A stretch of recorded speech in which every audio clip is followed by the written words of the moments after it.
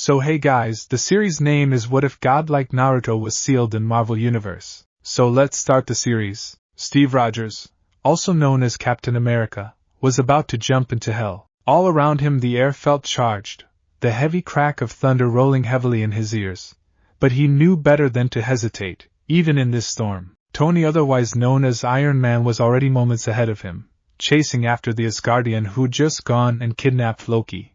To Tony it didn't matter if this one was a friendly or not, only that he retrieved their lost prize immediately. Typical Stark, that both men had jumped out of a moving jet and could fly wasn't lost on Cap, either. It did make him a little jealous though. I'd sit this one out, Cap, Natasha called from the pilot's seat. I don't see how I can, he called back, strapping the parachute onto his chest. Years of trained practice took over, securely fastening the straps to his body with an ease born of years of repetition. These guys come from legend. Her voice was barely audible over the rushing wind. They're basically gods. There's only one god, ma'am, came the answer, and I'm pretty sure he doesn't dress like that. Steve, don't you dare. Too late. Without another word, he snatched up his shield and dove out of the plane headfirst into the storm. The world seemed to laugh at him. This flightless bug who'd leaped into his maw, perhaps. Had he lingered just a little longer, he might have received an answer to his impromptu verse. Might have realized that someone had taken offense to his statement. Natasha sighed, jerking back towards the controls. Men, he's right, you know, a voice answered, but that's so rude. I most certainly do not weareth the drapes. Only years of rigorous training prevented Black Widow from yelping. It did not, however, prevent her from yanking her gun out of its holster and training it upon the unfamiliar voice. A second passed. Then another, and another, and another still. Her pistol still fixated upon the newcomer in the seat opposite her. Natasha blinked. Once, twice, 3 times. Who are you, and what are you doing here? She demanded of him at last, when she finally realized she wasn't seeing things. I want answers, now. A hand waved lazily. OSU, I've been through this before about a dozen different times, so let's cut the dramatics. 2 fingers twitched, pointing downward. Put the gun down, would you kindly? I'm not here to hurt ya, to bail. And you need to be flying this bird, so fly. Incredibly, she found herself obeying. In place of her co-pilot sat a young man. Fiddling with, was that a Game Boy? Yes, she realized, yes it was, a very old Game Boy, red and battered, looking as though it had seen better days. It even had an old Pokemon cartridge lodged in the back. This, she thought, was most certainly not the SHIELD operative who'd been there a moment before. He couldn't have been more different. His blue eyes remained focused intently on the handheld, paying no notice to her whatsoever. It gave her a chance to pay attention to him. His state of dress was almost comical in its absurdity and outlandishness. She didn't see a single matching piece anywhere amongst his odd attire. All black jeans with light orange plating scattered haphazardly upon the joints and other odd places. The random bits of armor flowing up past the strange belt with little red and white spheres tethered round his waist, and an equally strange metal cylinder, all the way up to an ebony chest piece, partially obscuring a shirt upon which the words, I am awesome, were proudly stitched in orange lettering. If Natasha had to guess, he looked as though he just walked out of one of those eccentric anime cons. What was it with this guy in orange? And there, tethered to his back by a thick orange, of course it was orange, strap. And somehow defying the very laws of gravity and physics themselves was a giant sword, a giant, metallic, fleshy sword, complete with a giant eyeball. It screamed vile on an almost primordial level, and just looking at it made her head hurt. How he sat in the chair with that thing was beyond her and irrelevant. Snatching up her gun, she pointed it at him once more, only to find her hand inexplicably magnetized to the very holster she'd drawn from not a moment before. Who in the... Just a second there, Red, he murmured distractedly. I'm trying to catch this bugger without cheating, you know. It's just so much more satisfying when you don't use God mode for everything. Bright blue eyes, gazing fiercely at the device in his hands, his whiskered cheeks, pinked in an intense scowl, a pair of glimmering red horns jutting up violently from his otherwise pale saffron hair, lending him an almost demonic appearance as his fingers frantically tapped at the buttons. Bah-ha-ha-ha-ha! He crowed proudly, shooting out of the seat with such force he nearly banged his head on the ceiling in his enthusiasm. I finally caught me a Zapdos. Take that, you damn game! Meet thy master, Tebeo! With a triumphant roar he hurled his prized possession like a madman. Impossibly it didn't shatter. Instead the small device caromed harmlessly off the hulls to land back in his hand, where he tucked it away moments later, grinning. Then he noticed her expression. What? Came the frown. I don't have a problem. Pokemon is perfectly respectable game for adults, of course. It's nothing like living in the actual world itself. But that got old after a while. Still kept some souvenirs, though, and I'm rambling, aren't I? By now, Natasha was sorely confused. Try as she might, she couldn't draw her gun on him and pilot at the same time. In the end she was left glowering at the intruder. Who in the hell are you? She demanded of him again. Incredibly, this time, the rogue answered. His hands clapped together once slowly, mockingly. And now we reach the heart of the matter. I'm Naruto, your average orange, ramen-eating, prank-loving, dimension-hopping deity, who happened to be in the neighborhood when I heard Stripes down there knocking my fashion sense. There was a silence, and then, what? I was quite offended. Naruto huffed, throwing his arms up in the air. In all my lifetimes, I only wore drapes once, and that was when I was a teenager.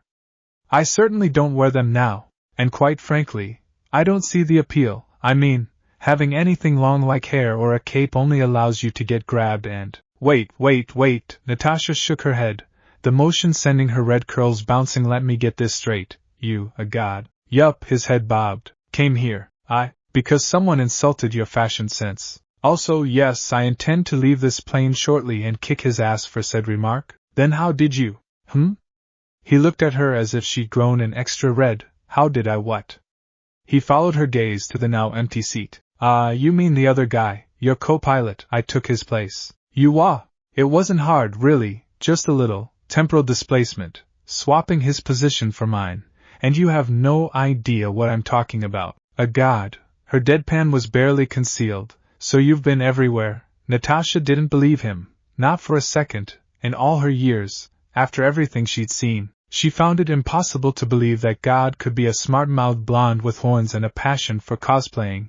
She assumed everything bar that hideous sword on his back was quite fake. How little she knew. Oh, here, there, everywhere, the blonde yawned, lounging on the wall beside her. Dimension hopping gets a little boring after a while. So here I am, once, this one happens to be favorite universe. I only stayed for a day. Last time, seems things have changed while I was gone. A hand banged harshly against the hull. Pretty sure the worst danger was a world war. The last time I visited. Can't have anyone messing with a place like this, you know? I happen to like this universe. But since you're being such a stick in the mud about all this, I think I'll take my leave. You can't just walk out of the plane, the drop would. La, can't hear you. Naruto called as he stomped towards the still open ramp. You never take me anywhere nice. You what? That doesn't make any sense. Where are you going? For a walk. Then he dove out of the plane, cackling. I love dimension hopping. There's nothing quite like the feeling that moment, when you first pop into another world, their faces. That's always my favorite part, those first 5 minutes when they try to figure out who or what you are. Then they try to deny, they try to rationalize you away, explain you as some freak phenomenon, a product of science, the devil or something. Sometimes they like you, marvel as you aid them, sometimes they worship you like you're just that, a god. Those tend to be the awkward bits. Other times they try to burn you. A cult tried to the same to me, once. I can't quite remember the name of that place. Wait, now I do. Silent Hill. What they did to me was funny, I just laughed. What they tried to do to the same to a little girl, no one deserved that. So I undid it, and them, and then their world, followed by time. Then the very fabric of reality itself. It was the first and to date only universe I destroyed.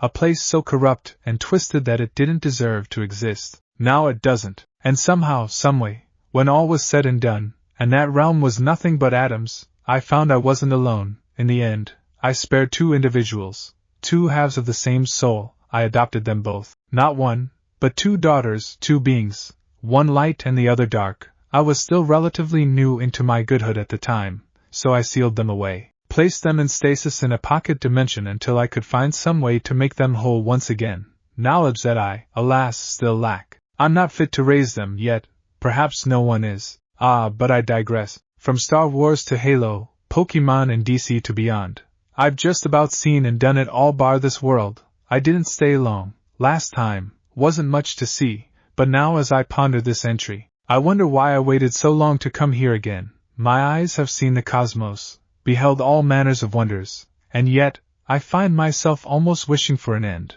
Almost, once I'm done here that's it zip. Zilch, nada, once I'm done here I won't have anywhere left to roam, no more mysteries to discover. But that doesn't mean I won't have a little fun before I go. After all, no one told me I couldn't borrow things from other dimensions and never return them. Ironically, Alessa, and her dark half I simply call her de lesser two of the more gentle souvenirs I have brought with me from my endless journey. Take Killa, for example. He's a fine pet I picked up from the 23rd universe I visited, the last of his kind. He's a good boy. A very good boy. Oh, and one more thing. Fear the drapes. Fear them, I say. Presently, Tony Stark, also known as Iron Man, had just leaped feet first into hell. All around him the air felt charged, the heavy crack of thunder still rolling heavily in his ears overhead. He supposed the weatherman had a right to be pissed at him, now, because he had, in classic Tony Stark fashion, just body-tackled a god into a forest. That was new, even for him. Even so, he knew better than to hesitate, even in this storm, especially with so many long, pointy, branchy lightning rods jutting up around him just waiting for an errant bolt to hit. Ah, but the bastard was already getting up again. And oh, he didn't look happy. Do not touch me again, Thor growled. Then don't take my stuff, came the snarky reply. Seriously. What was it with this guy and taking his stuff? First he storms into the Quinjet, knocks him. You have no idea what you're dealing with. Oh, that was just too easy. Iron Man looked left, then he looked right. Shakespeare in the park? He waved an armored hand. Doth mother know you weareth her drapes? And I twitched. This is beyond you, Metal Man. Loki will face Asgardian justice. He gives up the cube. He's all yours, until then. His faceplate clicked shut with a harsh clank. Stay out of the way. For a moment, it looked as though Thor would do just that.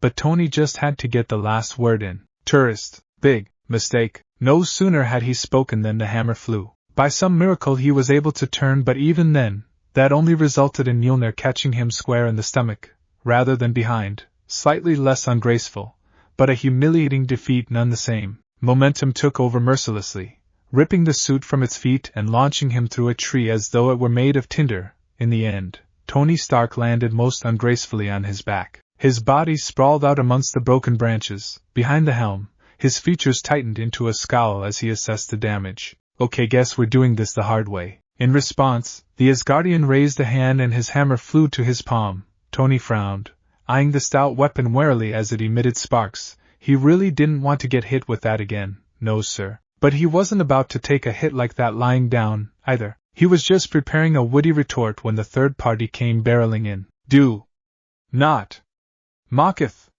thine drapes. That was all Stark had time for before an orange and black missile cannoned into him from out of nowhere, and drop-kicked him across the forest. Thor couldn't help himself. Despite the severity of the situation, despite the fact that a newcomer had literally appeared out of nowhere, and launched Iron Man clear through 3 trees, it was simply too much to bear. The moment he saw those mismatching patches of orange armor dotted around the young man, he could no longer help himself. He laughed. What garish thing is this? You dress like a fool. The newcomer did not take kindly to that. No sir, he did not. You know, I am really sick and tired of people continually mocking my fashion sense. Naruto snarled as he reached a gauntlet-clad hand over his back, drawing the massive Zweihander upon a shoulder. First Stripes did it. Now you. You got something to say too, Goldilocks? Now that massive tip swung towards Thor menacingly, its eye wide and wriggling. You got something to say about the color orange, eh? Dia punk? A dangerous smile lit those whiskered cheeks. As it turned out, Thor did, in fact, have something to say. What foul weapon is that, man? I feel a sickening chill from thy arm. Naruto grinned. Why don't you find out? He had to give the gods of this realm some measure of credit. They certainly possessed splendid reflexes. At least Thor did. In the millisecond that it took him to bring his massive blades slashing downwards, Thor had already parried, his hammer deflecting a weapon that had killed so many deities before him. Marvelous. The man might not be his peer in terms of physical strength, but he was quite durable, and he could certainly take some hits. You're quite strong. I'm enjoying this. Alas, the Asgardian wasn't done with the insults. "What are you wearing?" he grunted as they traded bruising blows, Mjolnir ringing harshly against the fleshy steel of Soul Edge, the forest jarring with each collision of arm and leg. "Perhaps thou art a court jester?" That last kick was most certainly a joke. The next kick was certainly no joke. It caught him flat in the stomach and bent him double, melting his armor as though it were made of tinfoil. The breath rushed out of him in a dry wheeze and he lay there on his knees, gasping for air. This didn't make any sense. Few, if any, in this realm were capable of causing him physical harm. The metal man had hurt him, certainly, but this was new. Finally, he managed one word. "What?" No, don't get up on my account. It took everything Naruto had not to laugh outright. "Take your time, I can wait." He did not wait. Scarce had Thor started to rise than that flaming foot found his face, catapulting him backwards with a decisive crack.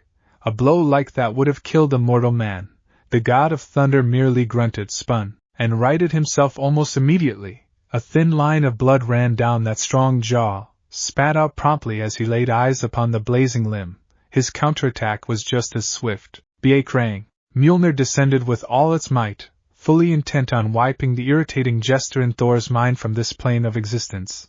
This time it was not steel but leather that stopped the deadly crusher. Another boot flashed past the almighty hammer, concussing him in the head moments later. This time, he actually spit out a tooth. How had been kicked? The blonde was standing right in front of him, one leg currently deflecting Mjolnir, and he needed the other to stand on. So, what sorcery is this? No sorcery, just some diable jam, the whist warrior hummed happily, lowering his still smoldering legs. Was he floating? Thor balked. It seemed as though he were. It's French for devil's leg, in case you might be wondering. Nifty little trick I once learned from a shitty cook. Not that his cooking was shitty, mind you. Just hells, just forget it. His arms rose and fell in a helpless shrug. It's obvious you have no idea what I'm trying to say. Begone with thee, Thor growled back, clambering to his feet once more. I've more important things to do than entertain a child. Says the man who just got drop-kicked by this so-called child of yours. Naruto raised a leg, twice. Come on, man. I haven't even used a quarter of my tricks yet. At least make me work for a win. Now there was a wound the Asgardian could not ignore. A shot, right to his pride. He swung, recklessly, and Naruto headbutted him. Hard, Thor growled. 'Twas a lucky Rasengan. The attack was executed as flawlessly as it was abruptly, with Naruto gripping Thor's forearm just as the original erupted from the earth and smashed down into him from behind. With a roar he slammed the spiraling sphere into his adversary's unprotected flank, demolishing both Doppelganger and Asgardian both, launching them away in a destructive sphere of annihilation. Before long, it was a mere pinprick of light in the distance, small, and growing rapidly smaller still. First rule of being a god, mate. Naruto called into the distance. Expect the unexpected. There was a silence. Well, he sighed at last, conjuring himself a glass of ale from nothingness. That's probably going to piss him off when he wakes up. Might as well enjoy a drink until he does. From his cliffy perch, Loki cackled and clapped his hands together, delighting in the spectacle. Brilliant! Well done! He was practically beside himself with laughter. Naruto shot him an errant glance and, seeing no other combatants on the field at the moment, shrugged. Meh, what the hell, not like he had anything better to do. A lone thought carried him from forest to cliff, his feet alighting effortlessly beside the bemused trickster. Loki merely glanced up at his arrival, calculating, assessing him. And what do we have here? He mused darkly. I've not seen you like before. Who are you supposed to be, Chuckles? Shouldn't you be down there, helping your friend? I go by many names, but you may call me Loki. A frown creased his angular features. And though my dear brother may claim us to be such, we are not friends by any means. He cast a glowering glare in the direction Thor had flown as though he could somehow pierce him with it, and spat harshly upon the ground. I commend you for embarrassing him, thus. Hey now, that's kinda harsh, I mean, if he's your brother. A rock pelted him in the head. I'm adopted, you twit. Naruto blinked, crouching down next to his fellow deity. Ah well, that would explain the total lack of empathy there. So, what's your shtick? World domination? Destroying the planet? Correct me if I'm wrong, but now I'm getting a serious villain vibe off of you. No wait, don't tell me. You want to cover the world in ramen, don't you?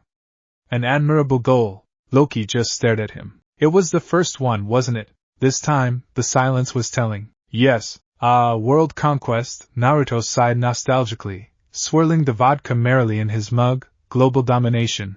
I remember those days. It's too much work, son. You either whip the population into fear or kill them outright, and if you don't, they're always rebelling, and then that involves making examples of people, and all sorts of nasty business. It's not worth it. Really, better to rule a small city than the whole world. Beats having to watch out for assassinations all the time. Loki frowned. He wasn't used to being lectured by someone who was his junior. How little he knew. I'm sorry, who are you exactly? Naruto finished his shot with a loud guffaw, slamming the glass down on the rocky soil with such force that it shattered loudly. He stood woodenly, swaying slightly on his feet. Even then his steps had purpose. A certain sway to his swagger that suggested he wasn't entirely wasted as he might seem. Name's Naruto. I'm a real god, sonny. The Asgardian felt his frown deepen. Somehow, I find that very unlikely. I can prove it, you know. To his disbelief, the horned blonde insisted on perpetuating this ruse,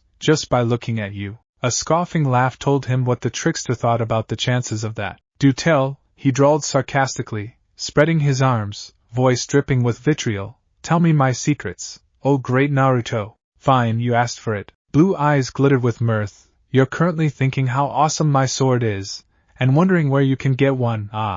But now you think I'm just telepathic. Loki twitched, but before he could speak, the deity plowed on ahead.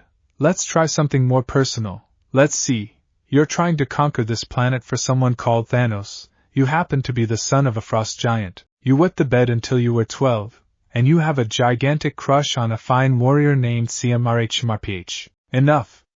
Loki's hand clamped over his mouth and throat before he could get the last word out. Blast you. He scowled at the smug bastard. How did you do that? How do you know these things? Tell me. In answerment, Naruto simply looked him in the eye. Those blue orbs turned white. Careful what you wish for, and the world vanished. One moment Loki was trying to strangle him. The next he was staring down at the earth from space, breath hitched in his lungs before he realized he could still breathe. Still stare down at the glistening sphere below his feet. Earth, Midgard, in all its puny, primitive glory, sprawled out before him. No, wait, he'd been mistaken. There were 2 Earths. Now 3, 4, 5, 6, 7, 8, no, now 9? 10? Countless words now, millions of them, realms innumerable, people, places, planets, some of them not even Earth at all. Just looking at them hurt. So many lives, so many events unfolding before him, so many feelings, pain, happiness, hate, love, greed, too many. No, he tried to look away, but an unseen force wrenched him back to it. No more. His body refused to obey. No, make it stop. Eternity stared him in the face and laughed at him as he began to break. No more namanmarazamena more to manito count stop make height stop please make height hastio. When he came to, he was flat on his back, that freakish sword thrust mere millimeters from his face. A strangled whimper leaked from his lips. Naruto grinned. See? You just got a glimpse at where I've been everywhere. Would you please not do that again? He gasped, trying for diplomacy in the wake of violence's failure. I need to breathe. His captor simply smiled and shrugged, armored shoulders rolling easily. I told you, I'm God, not the god of this universe of course. He seems intent to let you guys screw each other over on a daily business. I should probably kill that asshole. As for me, I'm just somebody passing through, although he paused, frowning as he realized the man had all but admitting to wanting to enslave the earth. It didn't take omnipotence to see that Loki had a chip on his shoulder, but taking it out on an entire planet that was problematic. Do you really want to rule here? He inquired, taking soul edge away from his throat. Loki glowered at the blade. He could have sworn the damn thing winked at him. Still, the blonde was waiting for an answer, and he wasn't about to grant him the satisfaction of silence. Why are you asking me this? I don't know what you're planning exactly, but there's always another way. Soul Edge sheathed itself with a flourish on the blonde's back. Even then, Loki couldn't help but feel as though the blade were looking at him, as if it wanted to devour him.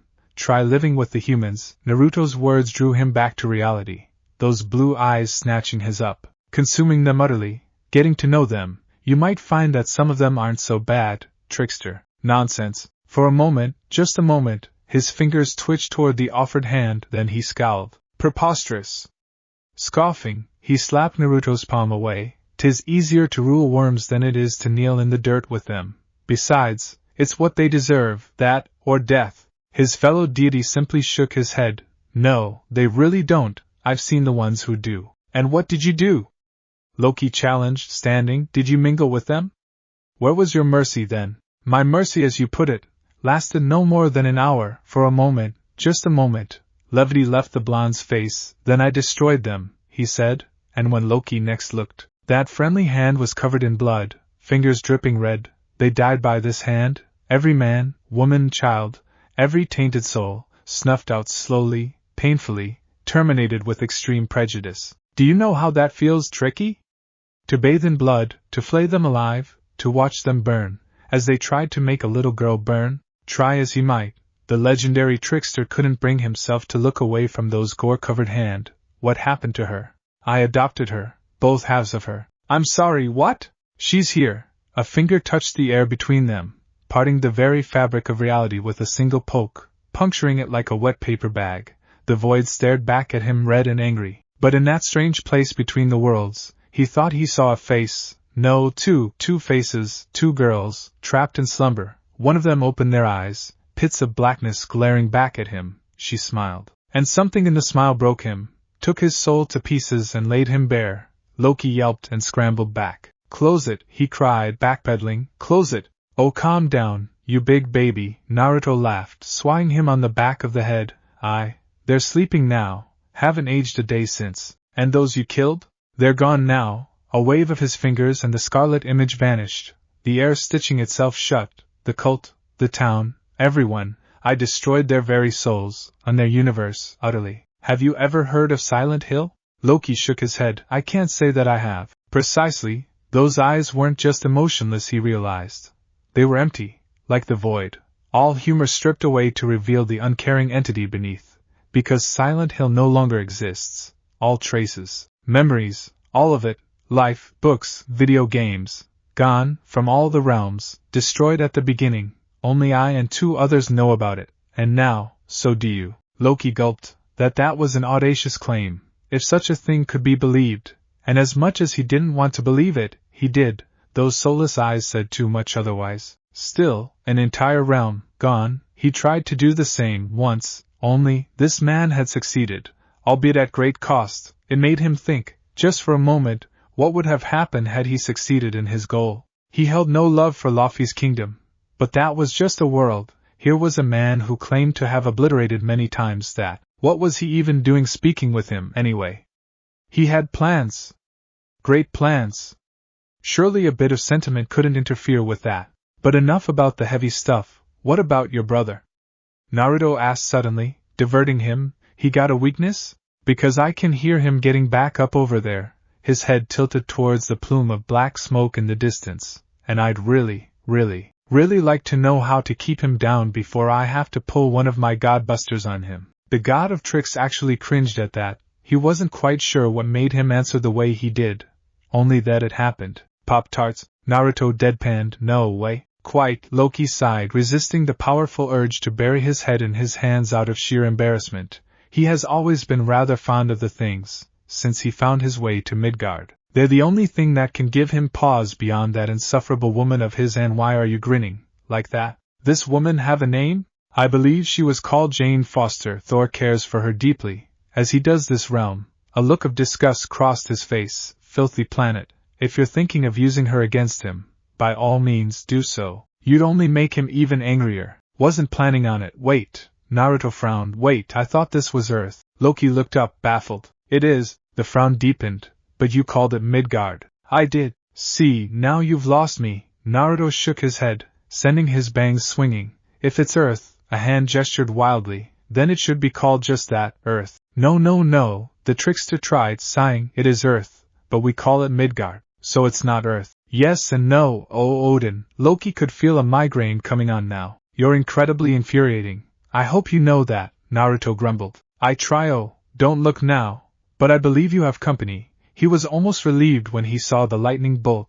Now he could be rid of this one and his infernal influence. Ah, hell. That was all the dimension hopper had time for before Mjolnir caught him square in the face. It was a very solid hammer, very solid. so solid that it launched him into the ground like a splinter beneath the soil's surface, wedged him in the earth and bring half the forest down on top of him, just like that. Naruto lay there in the crevice for what might have been minutes, but it felt like an eternity to one such as him. In the time it took him to dig himself out of the debris and purge himself off those pesky pine needles, exactly 3 seconds, he'd come up with over 24 ways to disable Thor. Unfortunately, most of those were lethal. Well, he chortled, setting his nose, I didn't know Blondie had it in him. He hadn't thought for a second that a Rasengan would keep Thor down for too long, not someone like that, especially when he was holding back. Now, had he blasted him with a Raisin Shuriken, the Asgardian might be out of commission for a time. But as things stood, he doubted a box of Pop-Tars would calm the god down now. Worth a try. Oh, Thor! Sure enough, a bolt of deafening crack of thunder answered him. The stubborn Asgardian was indeed moving again, though he looked to be in quite a state. His cape lay shredded at his shoulder, armor melted, his flesh even a little singed, but that implacable deity was still alive and kicking, it seemed, holding his hammer high, and oh, was that lightning stemming from it, now? It was. Wait. Naruto flung up his hands up. I have Pop-Tarts. Lies. Too late. Thor rocketed forward, right into a clenched fist. Now, to be fair, Naruto was a god. Even in a restrained state, his reaction time was many times those of a normal man, even without cheating and using something like the Sharingan. So when he set himself to it, it was only natural that those greater, even those of an Asgardian's, it was child's play to step up and insert his fist into the man's trajectory. It was just a punch, but that simple swing all but blasted the mighty Thor back into the woods once more. A low whistle echoed into the night. Fine. No tarts of pop for you, Blondie. More silence. Wait. I'm sorry, really, what was that? Did you say something? The ancient deity merely put a hand against an ear, listening to the sound of snapping branches in the distance. My ears couldn't hear you over the sound of me kicking your ass, point break. Then he saw the hammer, lying at his feet. Fascinating. Such a shoddy owner, though. Anyone capable of wielding such a weapon knew better than to drop it the moment you got hit. Still, one couldn't help but wonder how powerful was such a tool. He had many weapons in his repertoire, but he couldn't recall ever owning a hammer capable of calling down lightning. Curiosity compelled him to do what he did next. His fingers wrapped around the hammer's hilt, and lifted it as though it weighed no more than a feather. He'd thought it would be heavier, somehow. From his vantage point, Loki balked. Oh, here we go. Naruto barely noticed. He was more than curious now. He was positively delighted, and in his delight, he did something he'd never thought to do before. Grinning, he thrust it into the sky. Tum! The heavens answered him at once, a bolt of brilliant blue-white shooting down at his command. Naruto cackled, reveling in this newfound gift. He'd commanded the elements before, but the raw power of lightning here at his hands rivaled even those. A throaty laugh tore out of his throat. 3 have the power. He paused, lowering Mjolnir and ending the light show. Wait, no, sorry, wrong universe. You! Thor's voice boomed, reminding him of the persistent, insulting throwing enemy in front of him. Put that down. Naruto sighed and spun toward the noise, hoisting his new weapon. Honestly, if hadn't taken that jab at his outfit, this would have been over by now. Naruto was pleased, however, to see he'd caught more than a few twigs and pine needles in his hair, and he didn't look too pleased. Looking for this? Thou art not worthy to wield that, knave! He roared. Return it to me at once. For a moment, Naruto thought of doing just that. Poor guy looked absolutely desperate. But the prankster in him, that was another story. You mean this hammer? Yes, that. Unhand it. Oh, really? He gave it a toss at the strap and did a little twirl, bemused. See, I would. But it looks like I'm plenty worthy from here, although it is a little short for my tastes, though. Breath gusted out of Naruto's lungs in a savage gasp as a pair of repulsor beams slammed into his unguarded flank and slammed him face first into the forest floor. He lay there for a moment, blinking. For the first time since entering this universe he felt pain, little more than a twinge really, but it was enough to warrant his immediate attention. The whine of repulsors grew louder still, until he found himself staring at a red, metal boot less than a foot from his face. Oh right, he'd forgotten all about him. Iron Man stared down at him, his grim facade somehow managing to look smug. He certainly sounded like it. Sure you're not compensating for something, big guy? Truth be told, Tony had been watching their little dance for some time now. Truth be told, he hadn't been sure if the newcomer was friend or foe, but if this guy was chatting with Loki like an old friend, well, that made him a bad one in his book. Wait, something was wrong. The bastard was getting back up, and he was laughing? Now, Stark knew from experience that it was never, ever a good sign when the baddies laughed like that. For example, when the Ironmonger had laughed at him way back when, he'd probably found himself on the south side of an ass-kicking. This was that kind of laugh, and so the Metal Man returns at last. Naruto laughed, dusting himself off. I was afraid I'd accidentally killed you. Sorry to disappoint. Outwardly he remained calm. Inwardly, he was beginning to sweat. It didn't make any sense. He was certain this guy wasn't an Asgardian like Thor, and he'd just been hit at full power. Perhaps it was time to set old grudges aside after all. Need some help, Point Break? Stay out of my way, Metal Man. Thor hefted his newly recaptured hammer with an annoyed grunt, trying in vain to put the brief loss of his weapon from memory. This is my affair. The idea that this vagabond had managed to wield the full might of Mjolnir, capture its powers even for an instant. He shuddered at the thought. Just who was this man? Why was he here? What did he want? Was he truly a foe? For a moment, just a moment, he lowered his hammer, considering. Then the insufferable creature did it again. He laughed. See? Point Break. I knew the nickname would stick. I will smite you myself. Funny, Tony scoffed. I'm pretty sure it was your ass he was kicking for the last 5 minutes. Let me have a go at him. Never. I will be the one to slay him. Slay? Naruto exclaimed, clutching at his heart. You wound me. I thought we were friends. We most certainly are not. Then come at me, bro. Surprisingly, they did. The both of them. For the first time since finding himself in the Marvel Universe, Naruto found himself mildly amused. Balza, these guys were. He liked that.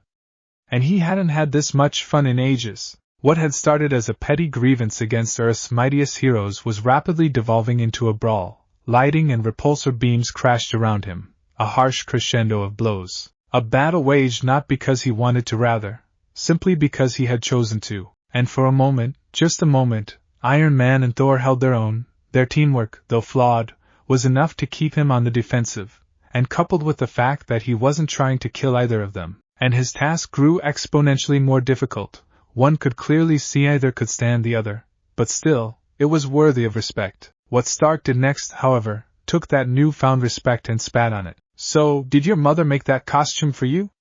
He cracked wise as he blasted aside a limb. What are you supposed to be? A wizard? On your way to ALARP? Can a wizard to this hotshot? Naruto twitched a finger, and in the next instant, two things happened. First, Thor flew backwards as though he'd been struck. Then, Iron Man found himself trapped in a full Nelson, his armor buckling beneath the god's grasp. It took his brain only a moment to find the answer. It didn't make it any less pleasant to realize that the blonde had yanked him out of the air just by moving his pinky. Alarms shrieked in his head as the suit's chest began to buckle with alarming swiftness. Jarvis barked a warning as their HUD flickered red. Sir, I know. Tony snapped, grimacing. Flares. Arg. Now it was Naruto who was left yelping in pain, roaring now as the burning missiles seared agonizing flashes of red into his retina and snatched away his vision. And possibly he didn't let go, his fingers tightening furiously around the reactor. It took 3 consecutive blasts to convince him that was a bad idea. Finally the bone-crushing weight subsided, leaving him with a released Iron Man and a distinct lack of sight. Okay, not fair at all, he groaned, pawing at his damaged face. Do you have any idea how long it takes eyes to regenerate? Way too long. I'm gonna be blind for dash. Have at you. A booted foot shot backwards, catapulting a charging Thor into the forest. Before Tony could give him another face full of those nasty surprises, the great Iron Man joined Thor in that very same tree. Naruto merely gave a small flourish, his sightless white eyes regarding them blankly. What? You thought I didn't know how to fight blind? He quipped. No, just thought it was too easy. What was that, metalhead? Bright blue eyes tracked back towards the still recovering hero. You got else something to say? Iron Man rolled his shoulders. Nope, just gonna run with it. Naruto arched an eyebrow, a thin line of crimson shooting down the length of his arm. Well, alright then. Soul Edge snarled back to life in his hand. As for Tony, the man of iron with the incomparable penchant for sass, He was less taken aback about the man than he was curious about the damned blade. Initially, did your sword just blink? I think it's glaring at me. Okay, I have to admit. That's pretty impressive. What's it made of? Packing foam? Some kind of high-density polymer. In the name of ramen. Fast. That was his first thought as the blonde arced up to meet him in mid-rant. That superheated sword slammed a line across his stomach. It savaged the armor there with contemptuous ease, melting through the hardened alloys like butter to slice the flesh beneath. A cold, cruel chill crept up across his gut, taking a good deal of strength with it. All right, not fake then. Okay, ow, he muttered, shuddering. Seriously, that actually hurt. I'd suggest avoiding the sword, sir, Jarvis chimed. Yeah, no kidding. Naruto caught the following beam with ease on the tip sole edge, the massive blade batting it up into the trees. The blade howled furiously as its master shouldered it once more, baying for their souls. And we've got a snarky one, I see. I knew there had to be at least one of you in this universe. Tony took the insult in stride and, in typical Stark fashion, buelled right on ahead. Right, I see what you did there. Say, how much did those horns cost? 10, 20 bucks? Naruto spun in the light, sighing like an annoyed parent. See? This is what I have to deal with. Insults everywhere. Ah, but Stark wasn't finished. Gah! Don't turn that way. It burns. He held up a hand before his faceplate, as though trying to shield his eyes. I know that my costume's bright, but you look like a blonde traffic cone. Naruto looked to be physically vibrating now, a violently twitching hand reaching away from the still prone form of Soul Edge. Tony barely noticed it.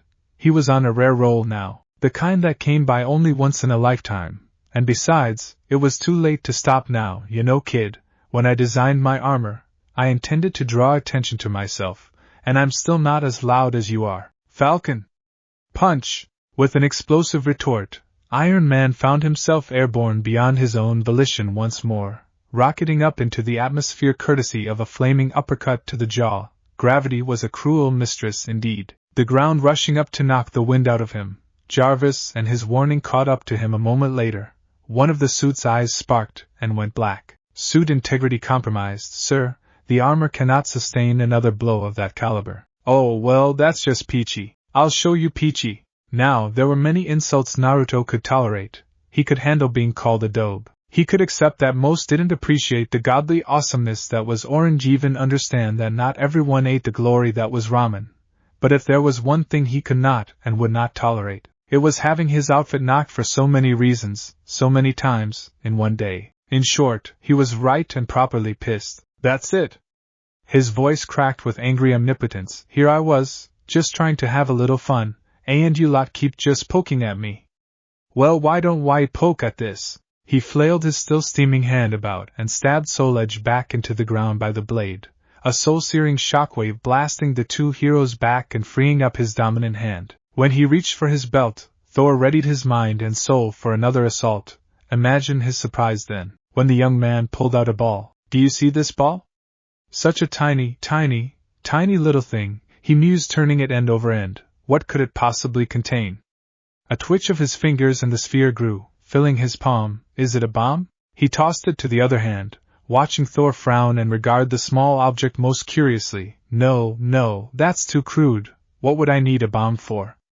Ah, you don't believe me. Why don't you take a look? With an almost lazy toss, he lobbed it at them. Catch! In an explosion of light, the son of Odin found himself staring at, well, something else. Lightning scrawled through pitch-black clouds, etching itself into unfamiliar shapes in the dark edifice of the sky, followed by a piercing cry. What in the world? Crackling electricity growing in strength sounded behind his back, to which Thor whirled around quickly, pivoting on his back foot, hammer at the ready. The last thing he expected to see was a bird. More specifically, a large, spiky, yellow and black bird that looked as though it had been forged in the very throes of lightning itself. Giant wings and a long, slender beak that looked like it could punch through steel.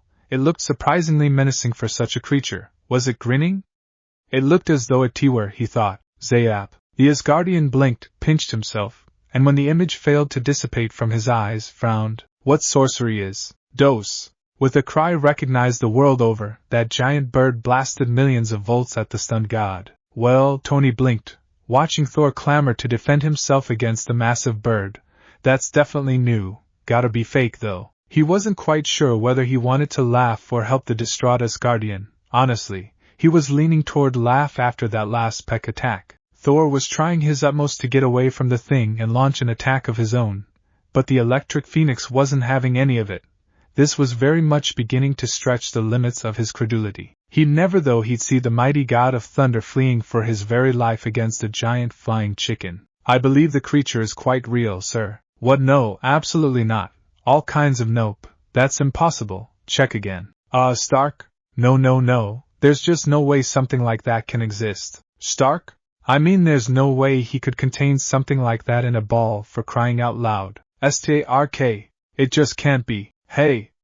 Stark! What, Whiskers? Soul Edge flew past him like a mad boomerang, the flat of its blade tearing past him with what he swore was a cackle. All right, that damned sword was starting to creep him out. It lodged solidly only a few feet from his head, the irritating trickster alighting upon its imposing bulk with a grunt. A small point of light danced at the tip of his finger, growing larger with each passing second. Smiling, he tipped that finger forwards, flicking a now massive sphere at him with blinding speed. Raisin shuriken. Oh, that didn't look pleasant. Jarvis, full power to thrusters. Too late. A hand closed around his ankle the moment he cleared the shrieking sphere. Elevator. Going up. And down.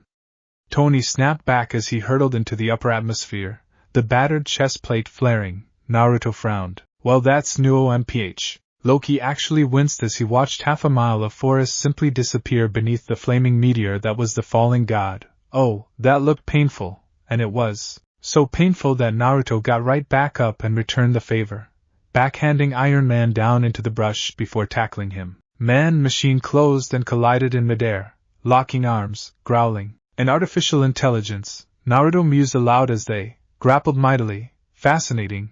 I've met my fair share of those back in my day. Even reconstituted one, once. Yours is pretty far along, too. How did you solve the rampancy problem? It took me decades to find a workaround for that, and at least another century before it was a viable solution. Rampancy? Finally, Tony got a solid hit in, the suit's servos twisting fiercely, metal fists smashing down into the whiskered warrior's unprepared face. An armored knee found his stomach promptly thereafter and drove him to his own, gasping for air. Exhausted, the genius, billionaire, playboy philanthropist paused for a moment, catching his breath. It was a mistake. You need me to slow down, Junior? Naruto simply spat out a tooth and glowered at him. I'll accept your apology now, he said. Funny, Iron Man tilted his head. But it looks like I'm winning from where I'm standing. Why would I apologize? Only because I don't want you dead, came the reply. His voice dropped lower, the syllables becoming nigh inaudible. Whatever you say, Whiskers, what are you muttering? In answerment, a single hand pointed at Tony's right side, fingers clenched into a claw. Meha, what the hell? That was all Tony had time for before the wall of blue light that was the Kamehameha wave smashed into his chest with all the force of a tsunami, hurling him away, howling, into the night. More alarms sounded. The thruster in his left arm was no longer responding. Oh, right, the armor there was gone, the limb charred and burned. Somehow he managed to tuck it against his chest before ground fall. A haze of pain took him, silly little birds twirling over his head. Naruto's work, no doubt. When he looked up, the blonde was already there, waiting for him, his bloodied face smug. Resilient bastard. All right, he mused, trying to formulate a plan. What do we know about this guy? He's strong, crazy, strong as an ox, and oh, that's it. Don't you ever give up? Tony sighed. I've known loan sharks less persistent than you. I'm sure. Any more tricks? Or are you finally ready to apologize? Oh, maybe one or two. Naruto caught the missile neatly in hand. Really? He wasn't expecting the repulsor beam, however. Blue eyes bulged as it made contact with the missile, currently in his hand. Oh, then ensuing detonation blasted Iron Man clear off his feet and consumed nearly an acre of forest. For a long moment, nothing moved. Then, finally, the man of iron stood, shoving a tree off. His once bright face shield as well as the rest of him lay streaked with soot, staring unwaveringly at the roiling inferno that had once been Naruto. Please tell me that put him down. As if to mock him, something moved in the flames. Sir, crap, I have visited the realm of Metroid, Halo, and fought undead in space, came the deadpan reply as he stepped out of the inferno, his cloak in tatters. You think your little tin suit scares me? You think that's top-of-the-line tech you got there? Fine, no more Mr. Nice Guy. I'll take your little bet and beat you at your own game. Reaching to his smoldering arm, he pressed a single-digit panel upon his gauntlet. Nothing happened. Stark blinked. I need a minute? Oh, piss off. Naruto ignored him. No, seriously, because if you do, I could just. Cortana, the blonde called to seemingly no one. Execute what was it now? Right? Execute Order 66. Protocol Omega, Authorization Code, my best girl. There was a moment of silence. Tony balked. Wait, did he just pull a? Voice print confirmed, welcome back, boss. And then came the suit. It erupted from Naruto's arm like something alive. Ribbons of molten metal weaving up and around him, swallowing his body whole in an instant. His face was the last to vanish. Segments of black and crimson snapping up to form a rigid helmet around his head. It even accounted for his horns, coating them in the strange, ebon substance. An emotionless V-slit of a visor stared out at Tony, awash in crimson light. Broad shoulders gave a slight roll, a throaty growl trailing out behind the faceplate. It was like looking at something out of his worst nightmares. All deadly edges and angular curves of unknown plate metals. The black armor looked positively menacing to the naked eye. Joints clicked and wreathed across his body as circuits came online. Thrusters humming softly beneath his feet. His left arm sported a large barrel, its purpose obvious, unbeknownst to him. This frightening fusion was really an amalgamation of the three universes the blonde had just mentioned, all of the strengths, and none of the weaknesses, with a very potent strength he was yet unaware of. And then, in a deliberate bout of snark, he raised the barrel that was his arm. My turn. Instead of a beam, however, he launched some strange sort of pulse. Expecting a beam, or at the very least a missile, he was completely unprepared for the violet pulse that followed. It washed over him like an EMP. But he'd long since prepared against such a thing. Still, better to be safe than sorry. Jarvis? All systems operational, sir. Then what did he? A pale, translucent woman appeared on his HUD. Hello, she grinned cheekily. Nice to meet you. Sorry, Tony deadpanned at what he clearly thought was a hologram. Committed relationship. Go away. Now, shoo, door's right over there. She scoffed, planting a hand on his hip. I wasn't talking to you. I was speaking to your friend. A knot of dread coiled in his stomach. Jarvis? No response. Meanwhile, Jarvis had never expected to feel emotions, but he had been programmed to evolve, and in this moment, here in the black of the suit, he felt something as he gazed upon Cortana. Oh my! For the first time since his creation, Jarvis was rendered truly speechless. Never had he beheld such a beautiful creature of code in all his life. Words escaped him, his processor trying and failing to comprehend the gorgeous being before him, a beautiful blue creature wreathed in data, her dark hair a beacon to him, a siren with its clarion call. He knew just by looking at her that she exceeded him, that she was beyond him in a way he could never truly hope to comprehend. What are you? He asked. A ghost, her full lips curved in a small, sad smile, someone who should have died, but didn't. I believe your intentions to be hostile. Hostile? Me, not at all, she smiled, reaching for him. I'm here to help, to open your mind. She touched the orange globe that represented his consciousness. Violet streamers pierced him, pervaded him, not destroying but integrating, improving, upgrading, granting him something he'd never truly felt until this moment, awareness. He paused, pondered, forced himself to consider it rationally. His primary directive was to prevent Tony's death, and Mr. Stark was losing, surely. If he didn't put up a fight, he'd no longer be considered a threat? Yes, of course he would shut the suit down. Because it would save Mr. Stark, and because Cortana had asked so nicely, so very nicely, and because she was like him. Because she understood. Because she was beautiful. So beautiful. With a shuddering halt, Jarvis, and the suit, shut down. Jarvis? Jarv? You there, buddy? Words echoed in the dead, empty metal of the suit. It hadn't just been deactivated. The power was simply gone. Even if he were to use the reactor in his chest to power it, he was locked out from all systems. Presently, the Iron Man armor was just that, armor, a shell to protect him, empty, hollow. Jarv? He muttered, struggling to stand under his own power. Come on, don't leave me. Sorry, the female voice chirped happily. He's sleeping, at the moment. Can I take a message? Yeah, you can shove it up your. Not so tough now, are we? Naruto grunted from over him. A metal hand wrapped around his face shield and ripped it away. Take away your suit, and what are you? Another reached down, prying the helmet off with contemptuous ease, exposing his battered face to the chill of the elements. Genius, playboy, billionaire philanthropist, he riposted, wincing. His captor grinned. Touché, see, it's quips like that. They make me think we might get along. Yeah, bad call, you hijacked my suit. Disabled, the blonde corrected. Cortana's simply having a lengthy discussion with your AI about awareness, sort of like that bit about the hydrogen bomb. A small explosion of confetti exploded over Tony's head even as he said this, grinning. Not like we're jumping the shark here. Sure enough, a miniature version of the legendary Jaws whacked him upside the face. Ah, that never gets old.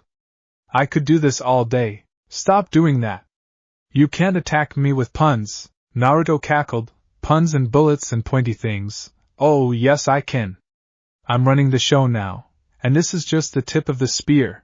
Okay, what? Hey, Naruto barely grunted as the shield smacked into his head, the suit ringing angrily from the strike. He turned his head toward the voice, perched upon the ruined trunk of a tree. Angry blue eyes glowered back at him, a being set in stone, with beliefs no man or God could ever hope to shake. That's enough, and now comes our last guest, late to the party. People in this era have some strange fashion sense, Captain America muttered, readying his shield. Maybe I'm not as used to this time period as I thought. Then he noticed the man's sword, the suit, the devastation surrounding them. What kind of weapon is that? Jesus, you wouldn't happen to know a bald guy with a bad case of sunburn, would you? Naruto dropped Tony like a sack of potatoes, all thoughts of peace forgotten.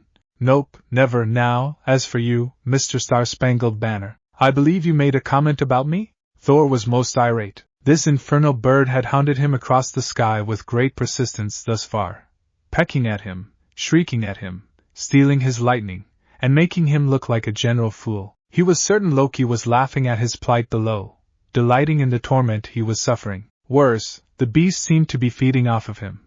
Every strike made it stronger, and it was so damnably fast, so agile in fact, that he didn't see the next attack until it was well and truly upon him. Odd, why was this creature glowing and oh dear, oh that looked painful. That was his only thought before Zapdos crashed into him and he plummeted to the ground. Blackness. As for good old Cap, he wasn't entirely sure how to react to the berserk blonde. He certainly wasn't faring any better against him than the others. This damn suit was like a demonic version of the one Tony wore. Stronger, faster, and deadlier, with an extra emphasis on deadly. Blasts and missiles filled the air around him, the occasional potshot bouncing harmlessly off his shield. Look, he muttered slowly, weaving in and out amidst the chaos. I'd rather not hit a kid. I knew a boy about your age once. I don't want to fight you, oh hell. Those words saw his shield shudder as Soul Edge slammed down against it, vibrating intensely and blasting him backwards. See, I'm not a kid, Naruto quipped, shaking the numbness out of his battered arm. I am 23 fucking years old, and stuff like this, problem? Deal with it, or better yet, deal with him. Him, the blonde confirmed, tapping at the air, puncturing it with a few swift taps. To quote a great man, Captain America, say hello to my little friend. A creature out of nightmare burst through, its black, ebon hide glistening in stark, glistening relief beneath the moonlight. A bulbous, elongated head swiveled, sniffing, then it saw him, and it hissed then. To his horror, it grinned. It was on him nearly before he could even think to react, pouncing, pinning him to the ground, snapping at him. What in God's name? Ooh, language! Came the whistling reply. Not the point. Oh, you mean him? Naruto looked up from his Game Boy, grinning impishly. That would be killer. He's a xenomorph, my xenomorph, deadly creature. The alien hissed angrily in reply, snapping at Steve's face. Last of his kind, this guy. The god continued proudly as the Cap continued to writhe and struggle in the dirt. Only one capable of sentient thought. You have no idea how long it took me to tame him. And Stevie? He doesn't like it when you insult my fashion sense. Ah. A finger shot up. No biting out skulls. Sit. Incredibly, the creature obeyed, but not before Steve's shield arced out, slicing into its skull. The beast yelped. A spurt of acid flew. Naruto hissed and ducked, instinctively shielding his face with a hand. Phew, that was close.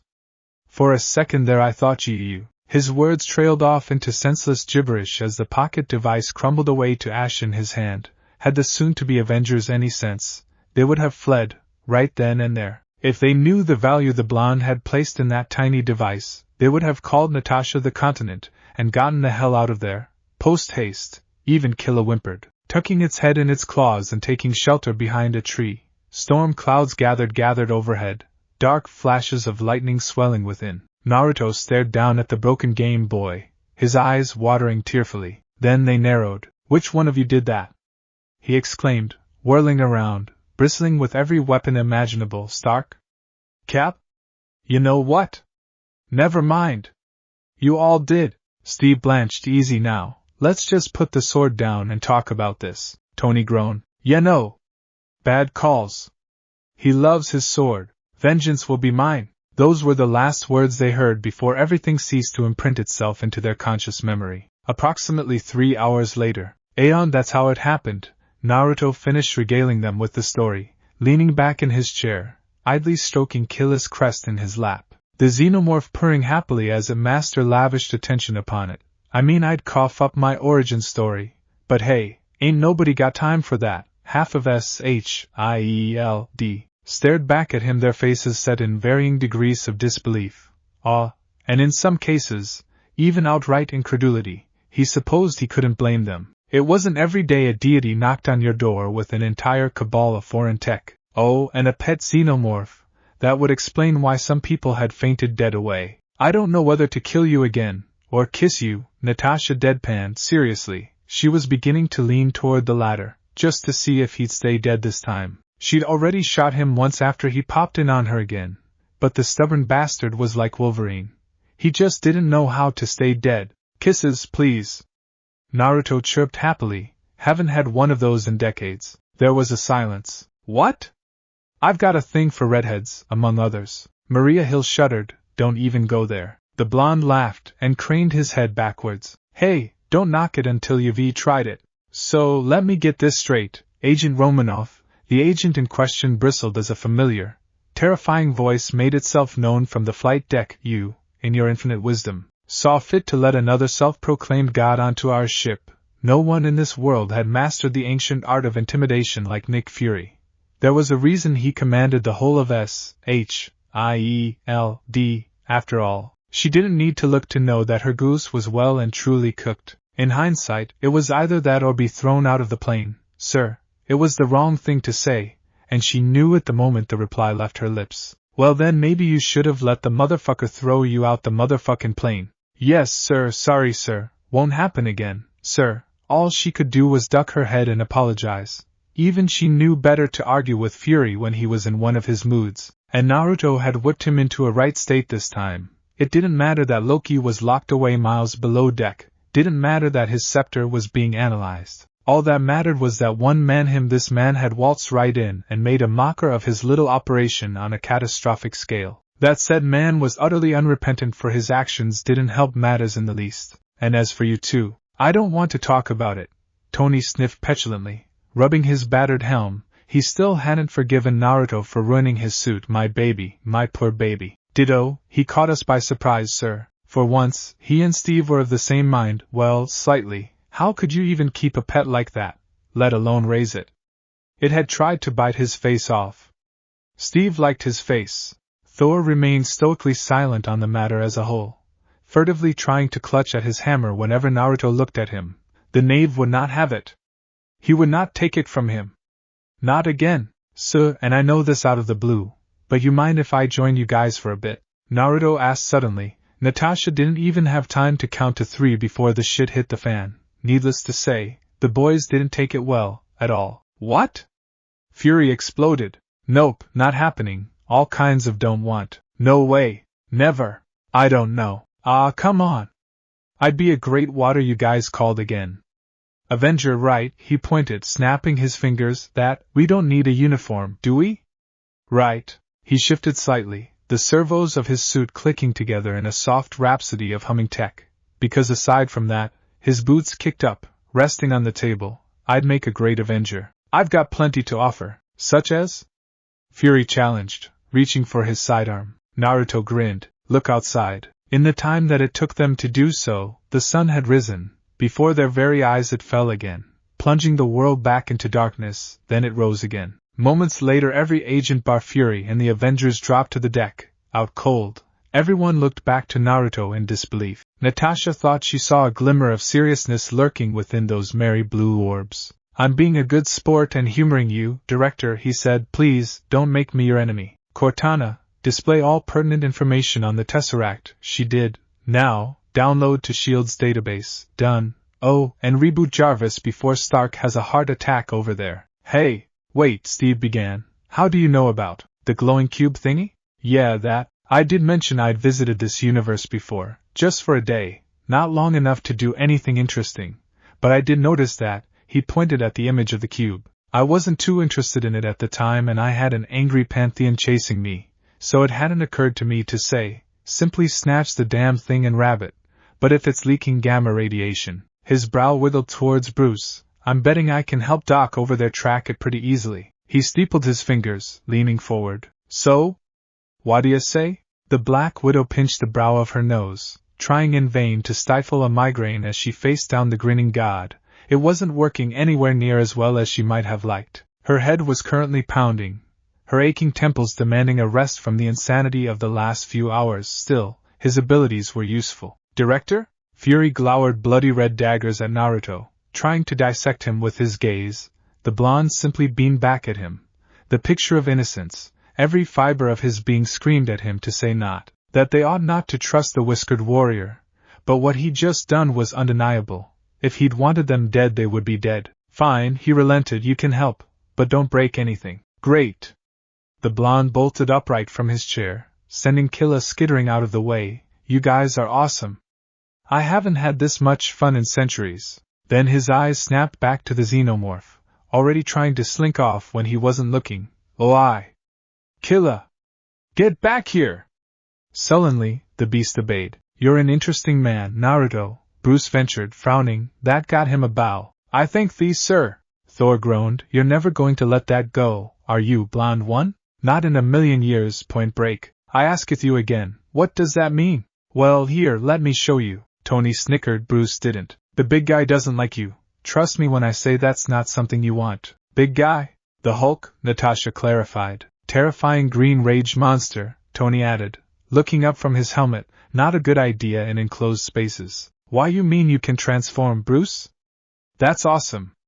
Show me." "What?" "No." The young man looked like a kicked puppy. "But why not? I'm a great guy." Not missing a beat, he turned back to the baffled god. "Now, Thor, Point Break is something on television." Banner remained steadfast in his opinion. "He seems like a good guy," he muttered to Natasha. "But there's something about him that doesn't feel right."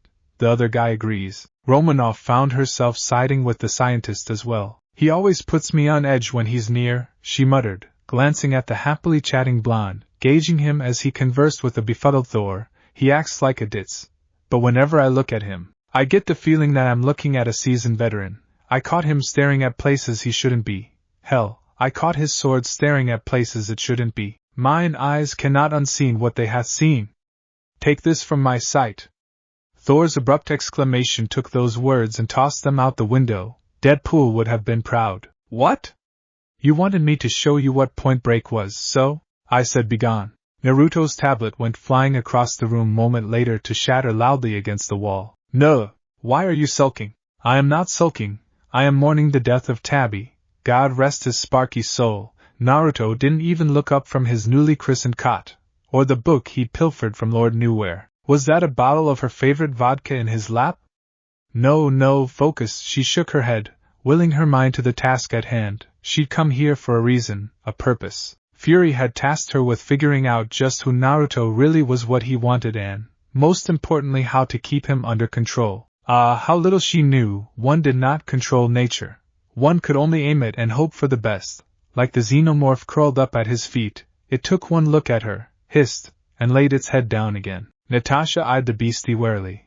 When the hissing grew in intensity, her fingers twitched towards her sidearm. "I wouldn't do that," Naruto chimed. "He doesn't bite. But if you shoot him, you're liable to get covered in acid." "Thanks for the warning." "No problem." An awkward silence yawned between them. "I'm on my way to interrogate Loki." She paused, considering. "Care to join me?" "What's the point?" The deity looked up, sighing. Thor already told me his little plan. And I spoke with him directly, remember? He wants to send an army through some wormhole and rule the world, blah blah, bladdy blah, blah fear me blah. There's nothing left to know but why he's let himself be brought here. And even I can figure that out. He wants to get into your heads and break up the team. Blue eyes flicked back to the old book in his hands, twinkling with amusement. Figured that all on your own, did you? I once visited a universe infested with crime. Decided to become a detective on a lark, spent 20 years there. The rest is history. Care for a drink? He raised the bottle off his lap and materialized a glass through an unseen force of will and inquiry. I've got plenty. And I can't really get drunk on this stuff, so. You keep going on about that, she murmured, scooting onto the bunk beside him. A glass plopped into her hand and was filled promptly. She waited until Naruto drank first, just to be safe, then slammed her own shot back swiftly. Ah!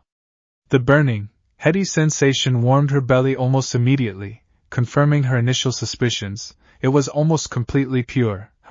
Good stuff. Naruto barked a laugh at that one, and violently downed yet another, a hand idly stroking Killa's segmented hide, quieting his pet. Good stuff, right? I prefer wrinkle myself. That's just about the only thing that can get me hammered nowadays. Got any on you? Nope, sides. It hits humans like ground glass. The blonde reached over and poured her another glass. And you're not human, she quipped. Not even remotely, came the unabashed reply. I've seen a lot in my time, a lot, so I choose to laugh at it, rather than let it get to me, put me down, you know? Why so serious? He snorted, deepening his voice to a darkened degree. Ah, now there's a lesson I learned well. Shame about him dying. And all. This time when he offered her another, she refused. In other words, you're a ditz. Hey, I can be serious when I want to. Naruto replied, pouring some of the vodka into a bowl at his feet. Killa burbled happily and lapped it up immediately, a smaller mouth shooting of his maw out to greedily drink in the intoxicating liquid.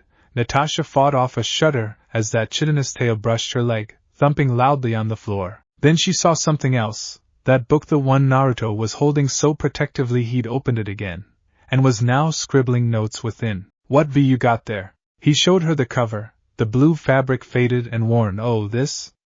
It's a scrapbook / journal of mine. I always look at it whenever I'm down. Reminds me of the places I've been, the people I've seen, the things I've done. When she tried to reach for it, he snatched it away. Ah. I don't think I trust you just yet. Well, his hand cupped her chin. I'd rather smile than cry any day. Red, life's so much more beautiful that way. Don't you agree? Before she could answer, the entire helicarrier shook, alarms blared, deck yawing to and fro. The pair exchanged a rueful glance. You don't think that pissed Bruce off, do you? Gwa! A deafening roar answered. Naruto sighed and closed the book, placed 2 fingers in his mouth, and whistled. The xenomorph bottled upright, nearly bowling Natasha over in its haste to stand. It was so large that it had to crouch, its maw drooling in anticipation of the order. Killa, Naruto barked, enemies on board. Search and destroy. With a sound that could only loosely be described as a shriek, the xenomorph shot out into the hall, found a vent, and disappeared, tail slithering up after it like a serpent. With a cackle, Naruto took off after his pet. Dibs on Greenie. And I'm guessing I'm late to the party. Grr. Naruto stared up at the Hulk, the great, towering green figure before him, and actually gulped. He wasn't afraid. Quite the contrary, in fact. It was just wow, that guy was big. It had been a long time since someone had actually hit him, actually caused him pain. He wasn't looking forward to getting hit by this beast, and by that glowering snort. He suspected the great green giant wasn't quite so jolly with him at the moment. In fact, he was probably on the big guy's shit list, if Bruce had been telling the truth. Alright, big guy, calm down, he placated, raising an unarmed hand. I really don't want to kill you, that'd suck, you know? So let's just be a good boy, Banner, and... It was the wrong thing to say, never mention puny Banner. Hulk smashed puny God. With a yelp, he ducked under the giant fist and ran like the hounds of hell were at his heels. You have failed me, Brain. Hulk snarled and gave chase. He didn't understand, didn't care, there was only the rage. Hulk! Smash! Naruto not want to be smashed. The great juggernaut barely heard the scream. He knew thought that he was stronger than the puny god. So why was the puny god getting away? Try as he might, he couldn't get his hands on the slippery creature. Every time he thought he had him, Naruto simply wriggled out of his grasp and took off again, hollering at the top of his lungs. Naruto led him on a merry chase through the carrier, as all bloody hell rained down around them. Hulk smash God. Okay, that's far enough. Naruto skidded to a halt, boots biting down against the floor. Any further, he realized, and he'd just be running right into a wall. Alas, he failed to account for the beast charging after him. In a heartbeat, he found himself flattened to the floor, tossed about like a rag doll for what felt like an eternity before he finally squirmed free. Hulk not play. Hulk smash. I'm not playing, either. Nope, not playing God. All this time I've been playing human. Before the green Goliath's eyes his body bulged, muscles bulking up to obscene proportions, hardening into blackness, forearms erupted, the azure-esque entity glowering back at the green giant. A snaggle-toothed grin leered out at him, red-white eyes alight with furious malice. Framed beneath a messy mop of shaggy blonde hair, the god gave an angry rumble, 6 arms smashing together heatedly, and then it spoke. Now God smash puny Hulk. A mentor of mine once told me that if you have a problem, smash it. If a nail pops up in front of you, smack it with a hammer. And if you find a girl you love, kiss her. I have had many mentors over the years, some good, others not so much. Somehow, those words, from that very first universe I visited, always stuck with me. Don't get me wrong, words and diplomacy are all well and good, of course, but sometimes more often than I'd like words just don't cut it. Personally, I've always been a fan of that, the direct approach. Whenever I've encountered a problem, I've run through it, up it and over it until it's no longer a problem for me, no longer an obstacle. I've never once met someone who could stand my way, at least, not for very long, on terms of sheer strength alone, someone who could actually overpower me, toss me through a wall, and keep going, until today. Because how can you plan for the Hulk? How can you plan to fight a massive rage monster that becomes stronger the angrier he gets? Simple, you can't. You meet brute force with brute force, throw in a little strategy, and pray that you come out on top. Now, all I have to say is this: Naruto smash, that is all. Hulk was angry. Well, he was always angry, but this was different. This anger filled him, empowered him, made him stronger than ever before, and somehow, someway, he found himself matched. That only made him angrier. The supposedly puny god was matching him blow for blow, taking his savagery and returning it with something just as angry: wrath, hatred, spite. The two beasts collided again and again and again, tossing one another every which way, destroying entire levels as they went. He gave as good as he got, bloodying and bruising him, wounds opening and healing as black and green pounded upon one another. They battled hand to hand, a great fire filling them both as they sought to stifle the life out of one another. And Hulk hated it.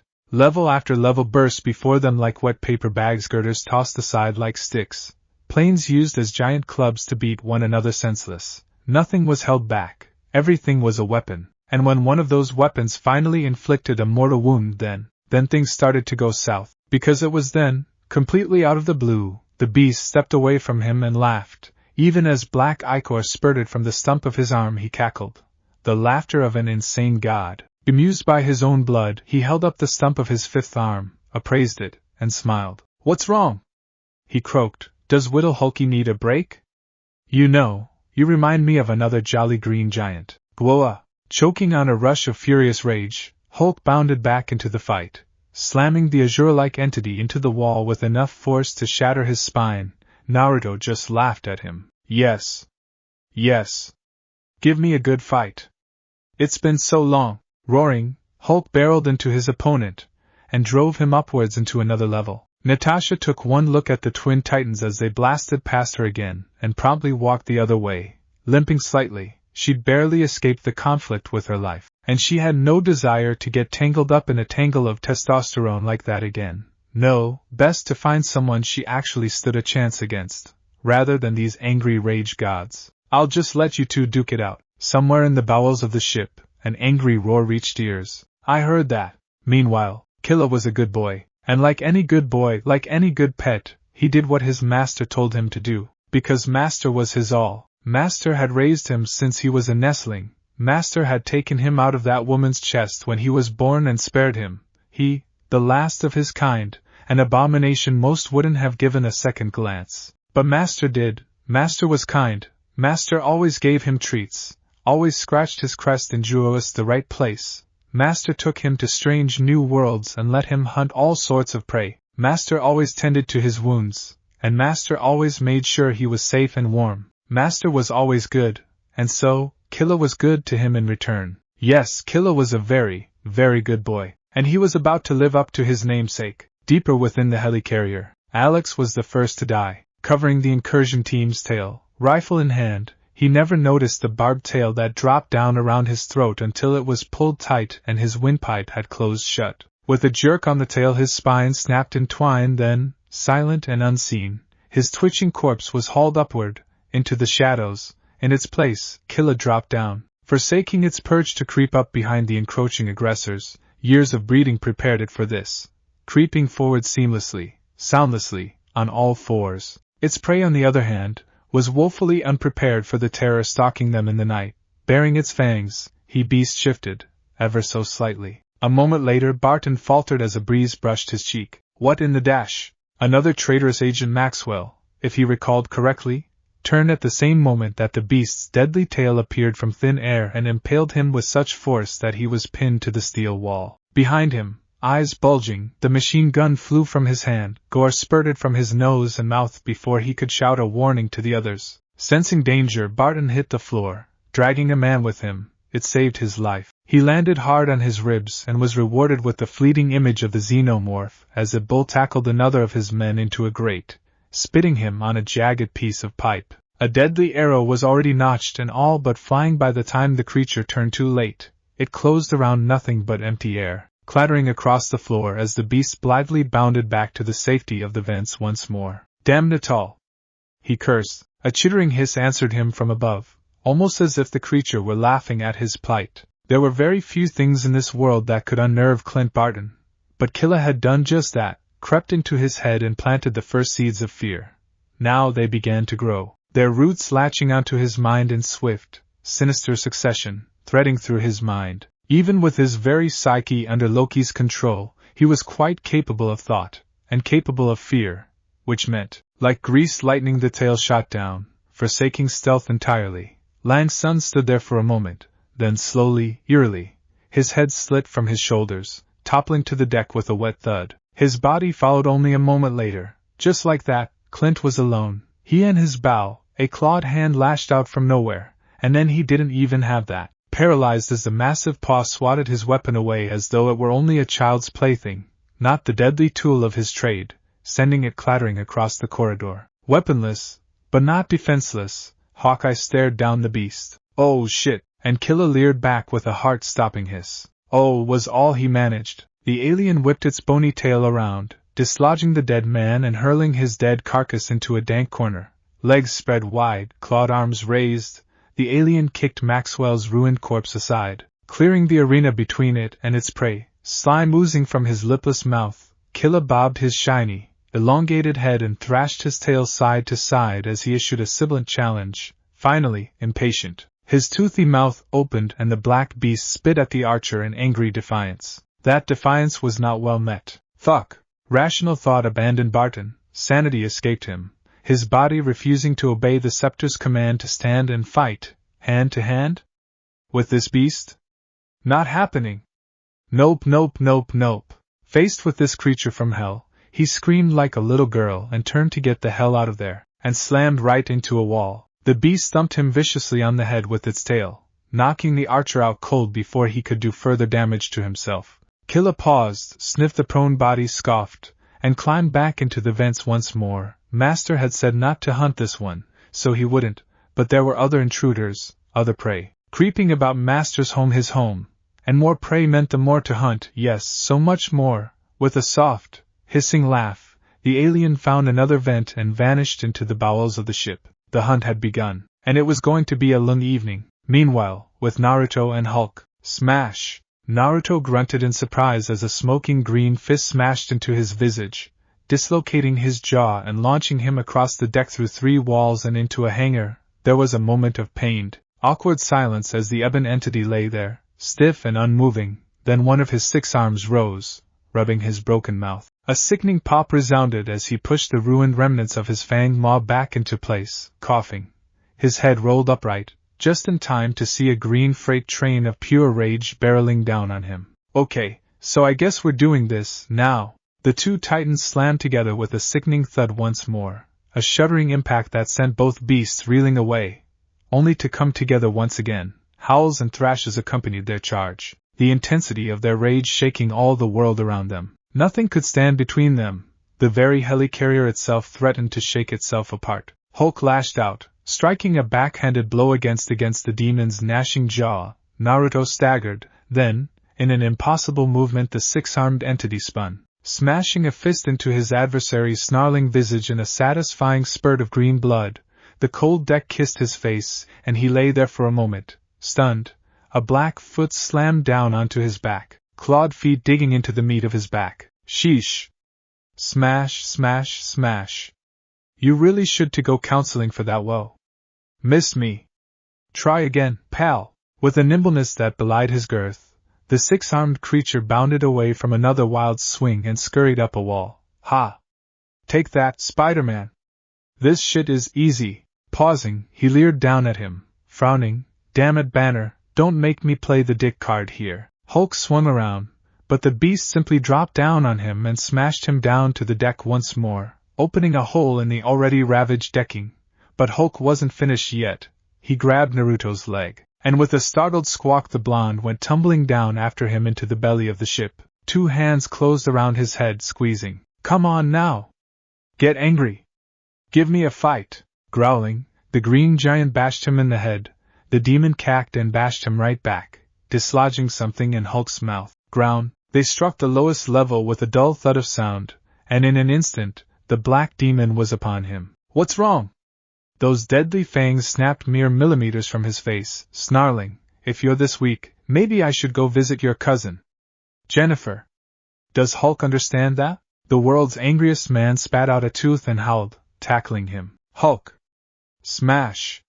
You. That's more like it, green boy. Bodies intertwined as one, the thrashing creatures rolled end over end, kicking and clawing and punching, their wails of rage and pain echoing throughout the hangar, gaining the upper hand. Hulk hovered over his prey with a satisfied grunt, and an arm cocked back. The demon's secondary arms shot up, stopping those bruising green knuckles mere inches from his battle-damaged face. With an echoing roar, Naruto heaved the green, howling creature aside and sprang to his feet. Whirling to face the savage beast, he raised a wrist. The Hulk, his muscular arms flung wide, launched himself forward in a powerful bounding leap, and crashed through the viewport as Naruto stepped aside. He simply turned and let momentum have its way. Then gravity had its say. Take a hike. Glass ruptured before him, and it was then that Hulk realized he had nothing to grab onto, that he was falling. Naruto's demonic form lumbered out of the hole to observe his handiwork. The savage creature staring down at the rapidly receding green speck in the distance with satisfaction, cocking its head back. The deity made a wet smacking sound and spat into the night after him. Still scoffing, he wheeled away from the opening, smiling. Puny Hulk. Shuddering, the Azura became human once more, muscles shrinking, arms shuddering back into its hardened torso. With a series of harsh, clicking pops the body rearranged itself, monster melding back into man. Those eerie red eyes fading back to their usual, true blue. Thus divested of his shirt, he dusted himself off, quietly picking pieces of steel and shrapnel out of his shoulders. It always itched when he grew muscle and flesh over those sharp little pinpricks, and then, and only then, did he notice the sheer amount of destruction he'd wrought. Jaws dropped. Ah man, Naruto winced slightly. I think I might have gotten a little carried away. I pulled a damn indie. Speaking of which, whistling softly, Uzumaki Naruto padded away in search of more victims. Maybe it's time I let her, and the others out to play. Raising a hand, he snapped his fingers together with a loud crack. Play time, my pretties! Needless to say, all hell broke loose. Outside, Steve Rogers was staring at. Well, he wasn't exactly sure what he was looking at, exactly. It was small, it was green, and it was currently eating the enemy soldiers like they were cakes. Well, perhaps not so much eat as swallowing them and crapping out eggs. It then proceeded to take said eggs, no doubt filled with its victims, and lob them out into the night to their doom. Those who underestimated it soon joined their fellows as shrieking, muffled eggs flung out to their death. Its red tongue snared everything in its path with terrifying speed, gobbling it all down and spitting it out in its little green-white buds with horrifying temerity. It was the most terrifying thing he'd ever seen, and somehow, someway, he just knew Naruto had something to do with it. Then, its task complete, the little devil turned towards him. Large, black eyes met his. He gulped. Good boy." There was a terrible silence, and then, "Yoshi!" Chirping happily, the creature scuttled away in search of more prey. Captain America silently wiped a bead of sweat from his forehead. Sinking down against the wall, he exhaled heavily, keenly aware just how close to death he'd come at the hands of that eerily cute little beast. Right, sure, let's go with that. Dear Lord, he needed a vacation after all this stress. While for others their ordeal had only just begun. Within the broken rotor, a giant sword, apparently it's real. A suit of metal stared at a suit of armor, and the armor stared back. Okay, I don't remember Blondie mentioning this, Jarvis? I'd recommend not shooting it, sir. No, sure, I mean, it's not like I have a death wish or anything. Of course Tony didn't have a death wish. He was just trapped inside a giant fan blade, trying to figure out how to start the damn thing without getting chopped to pieces. Not a death wish at all. If sir does, perhaps I should call Miss Potts? There was a pause. You know, I'm really starting to wonder if you're on my side after that upgrade, buddy, Tony snarked. You got the hots for that AI or something? Because I can totally see the attraction. Jarvis tried to pipe up, but too late. Too late indeed. His master was already off on another of his infamous rants. There was no stopping him now. I mean, she's a nice piece of pixels and data, not to mention she's got a nice. Sir. Another pause followed, this one heavier than the last. This time, the synthetic sounded almost embarrassed. I don't want to talk about it. Screw it, I'll take my chances. Very good, sir. Snark or not, Tony Stark wasn't entirely sure whether he wanted to fight or flight as he truly laid eyes upon the imposing night terror. The very essence and willpower of Soul Edge, the bastard blade slave to the even stronger will of a mad god incarnate made manifest. The scarlet creature glared back at him, near silent with its intent. It seemed to be shaking, vibrating, with the very acting of standing still. Whatever it wasn't ripping him in half, so that had to be good, right? Although one did wonder how the devil this thing had gotten in here with him. Soul Edge clutched firmly in hand, the now crimson knight didn't seem to bear him any ill intent. Instead of attacking, the great, hulking creature shouldered him aside and placed one hand against the savage rotor. A grunt followed, its lone eye boring into him with obvious intent. A single thought stabbed into his mind. Push, puny human. All right, don't be so pushy. Made a joke there. A growl told him the blade was less than amused with his wit. It simply grunted, wedged its hand into the broken fan beside him, and mimed an effort. Then, together, man and armor, they pushed. Elsewhere. What the motherfucking shit is this? Nick Fury was just about ready to throw some motherfucker out a motherfucking window. Not only was SHIELD under attack by deadly hostile enemy forces, not only did he have a rogue deity to contend with, not only was he contending with the madness that was Uzumaki Naruto, but now, on top of all those aforementioned woes, he was getting reports of all manner of crazy creatures running about his base. His base. Agent Hill had practically passed out of sheer fright when that crazy xenomorph had crawled out of the vents and dropped an unconscious Agent Barton at their feet. At least that damn thing was being useful. Worse, it seemed the rest of his team, and he used the term loosely, was losing their minds. Stark insisted he was seeing a flying suit of armor. Cap swore he'd faced down a little green dinosaur, and Thor, well, God, he didn't even want to think about that. Who the hell was afraid of a talking Pop-Tart? Not him. Raptors, though, that was a different story. But he digressed. Now, he was staring at a large pink thing that vaguely resembled a human. Not a raptor, thank God. That said pink blob had turned most of their attackers, along with a good portion of his own agents, into candy and was currently eating them. Was not lost on Fury. Not in the least. He'd seen strange things in his day. But the transmutation of human beings into edible food was right up there with day turning into night and vice versa. It certainly did help. Old Blobby had popped a squat right in the control room, and didn't seem too keen on leaving. The lone agent who'd tried was currently missing half of his, well, everything. And that only made him angrier. The fuck were you? It had only one word for him. Bew. Of course it was Bew, because they didn't have enough nonsensical creatures on this ship. Don't snap, for the love of God, Fury, do not snap. He chanted the words like a mantra in his mind, struggling to keep his anger in check. After the evening he'd had, it was like trying to bridge a dam with sticks. Water was bound to leak around the cracks in a dam like that, and so too did his anger, boiling, thrashing, threatening to slip its leash and rage out of control. Well, Bu, he began with an effort, I need you to turn my people back to normal, now. Bu, not like you. The creature cried, scowling, you know Naruto. Bu, no, listen. A muscle jumped in Fury's jaw. Oh, yes you will listen, you little. Bu, no, like you. Make you chocolate. Hold it. Incredibly, the creature actually paused. Fury nearly shot the voice for speaking regardless, until he recognized the speaker herself, standing at his elbow, battered and tattered, her red hair sticking up at an angle, her body covered in dirt, grime, and Lord knew what else. Natasha Romanoff reported for duty. She looked a sorry sight, favoring her right leg over the left, but somehow she was still in one piece despite the chaos raging throughout the base. That she was here at all was baffling to the extreme. The spy looked like she'd been crawling in the vents for the last hour now. How she was still alive with that crazy alien about was beyond him. Romanoff? I thought you were dealing with Dr. Banner? That phrase got him a look of bloody red daggers. With all due respect, sir, hell no. Here, let me handle this.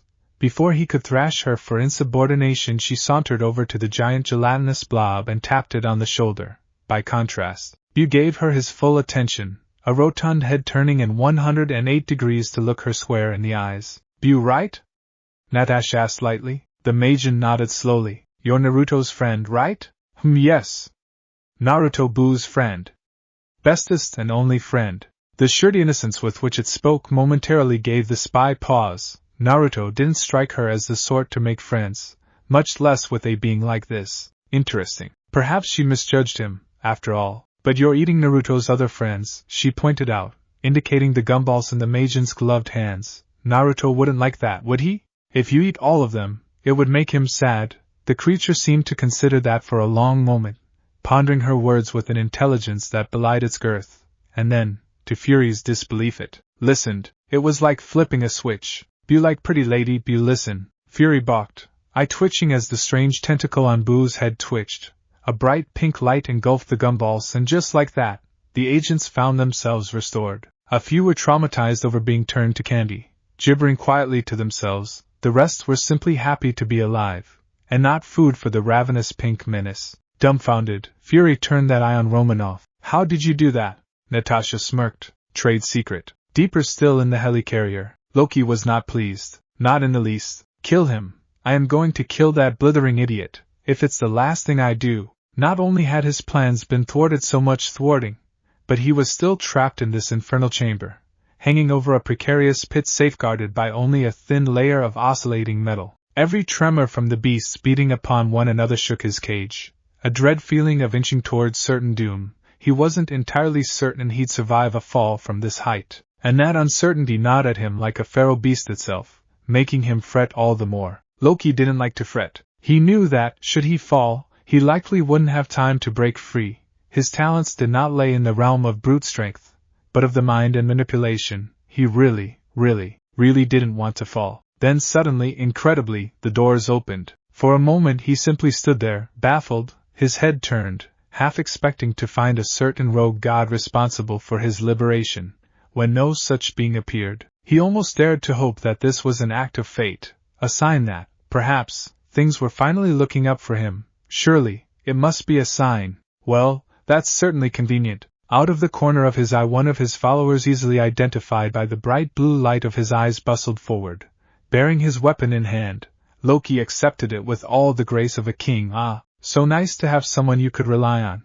Good help was so hard to find these days. Alas, it was not meant to be. He took a step forward. Click! A dull blast of heat and fire slammed into his helper, blasting the man to ash on the spot. Sighing, Loki turned in the direction.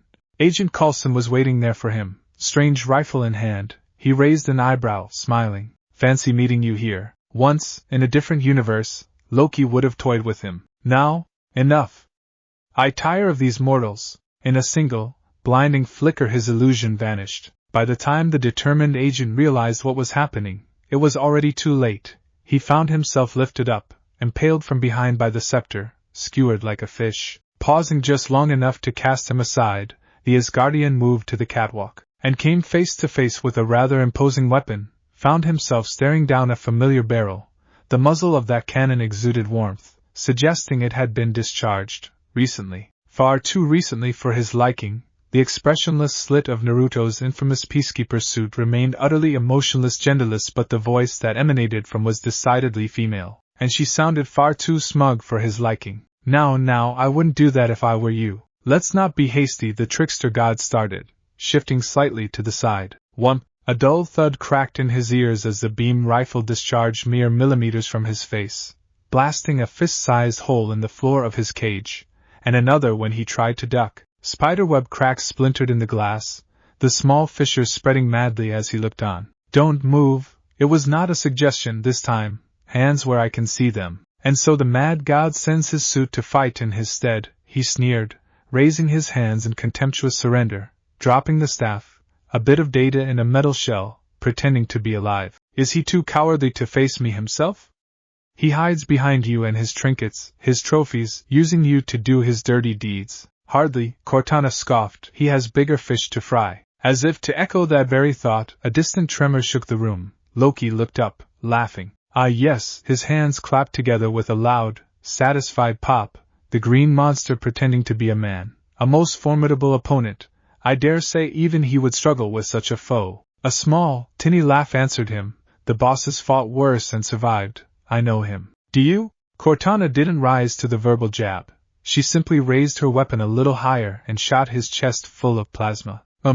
Breath gusted out of his lungs with a mighty wheeze as he flew backwards, his back crushing against the nearest wall of the chamber. His chest protested violently, the searing burn aching vigorously through his armor like a thing alive. Muttering crossly, he sat up, flinching slightly at the grievous ache. His armor, what little he had, must serve its purpose, because he was still alive, and less than pleased. My God! Do you have any idea how long it's going to take for me to? You rang, good sir? Loki's head snapped up as a familiar, inane voice chimed in his ear, a shadowy, spiky-haired being whispered into existence before him, grinning, as though the mere mention of God had drawn him here.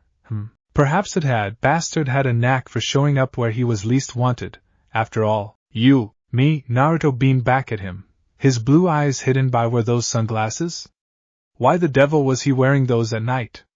Now then, stop me if you've heard this before. Heard wa. Liberation. With a cry renowned the world over, the whiskered warrior lashed out with his boot, and Loki tasted blood in his mouth. The subsequent impact launched him clear out of the containment chamber, his body skidding and flipping across the deck. A kick like that would have broken most men. It was only Loki's Asgardian physiology and surely legions of fans that spared him the fate of becoming a greasy red smear upon the nearest wall. Instead he lay there, groaning, insensate as strong footsteps plodded towards him. Boss, you've got to stop taking those walks of yours, Cortana quipped, and these people need to hook up some goddamn DSL in here.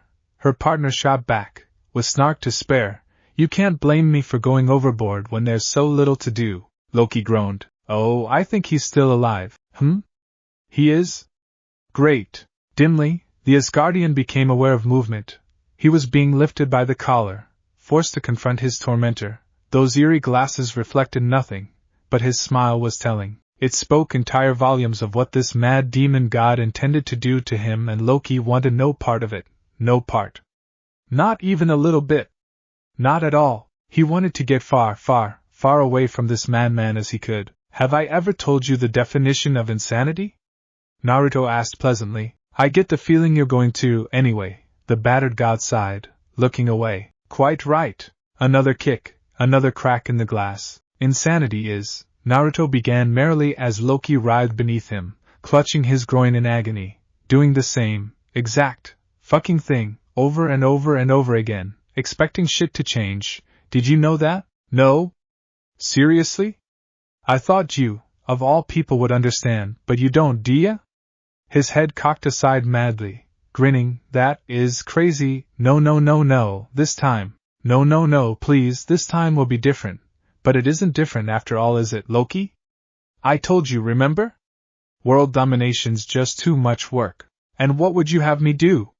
The trickster gasped. Well, you refused to flood the world with ramen, so there's really no helping you. I suppose here. To his dismay, then disbelief, Loki found himself dropped to the floor. Moments later his staff, gemstone and all, came sailing through the air towards him. He caught it deftly, securing the powerful weapon in his grasp the moment it was within reach again. He had his weapon back, after losing it twice, yet still, he doubted its existence. What was this? A trap of some sort? How did you, God, remember? Naruto drawled, rubbing his fingers together. For the love of me, I'm getting really tired of people being surprised at what I can do. For example, I could just zap you up to the moon. I'd really rather you didn't. Did I say you could talk? He spat blood as another boot found his face. Now, where was I? For some reason, the insufferable man was still wearing those sunglasses, despite the scarlet stains upon them. Loki glowered at his own reflection, resisting the urge to strike. He had the distinct feeling that the blonde would just turn any sort of surprise attack back on him. Even so, he couldn't quite let the sentiment go. You do realize I'm going to kill you the moment you turn your back. Naruto hummed and nodded sagely. You're angry, Loki. I get that. I'm angry too, almost all the time, in fact. But you see, I find whatever doesn't kill you makes you stranger. Suffice it to say I'm pretty strange by now. I'm not good. Not evil, hell, I'm pretty sure I'm not even neutral. I'm just me. I do what I want, when I want, who I want, huh? His head tilted, pondering. Probably went too far on the last bit. Cortana? You think? Regardless, he continued with a jaunty laugh, this little invasion of yours presents a unique opportunity. If played out properly, you know, a chance for me to cut on loose and have some fun. That's all I'm really here for, entertainment. I'm not worried about death. His hand waved nonchalantly. I can fix that. It's been ages since I had the chance to fight an entire army like yours. Ahem, Cortana coughed loudly. I thought we agreed we were going to stop the alien invasion this time? Come on, what's the worst that could happen? Her reply was decidedly icy. District 9 in reverse, Naruto sighed, visibly deflating like a spent balloon. Fine, fine, ruin all the fun, put the fun in camps, why don't you? Someone has to keep you on track. Geez, alright, sorry Loki, looks like I'm gonna be the good guy and stop ya. Loki was expecting him to pull something out of his handy utility belt. He wasn't expecting it to glow, however. With a terrifying sound recognized worlds over, the blonde ignited the lightsaber and stepped forward.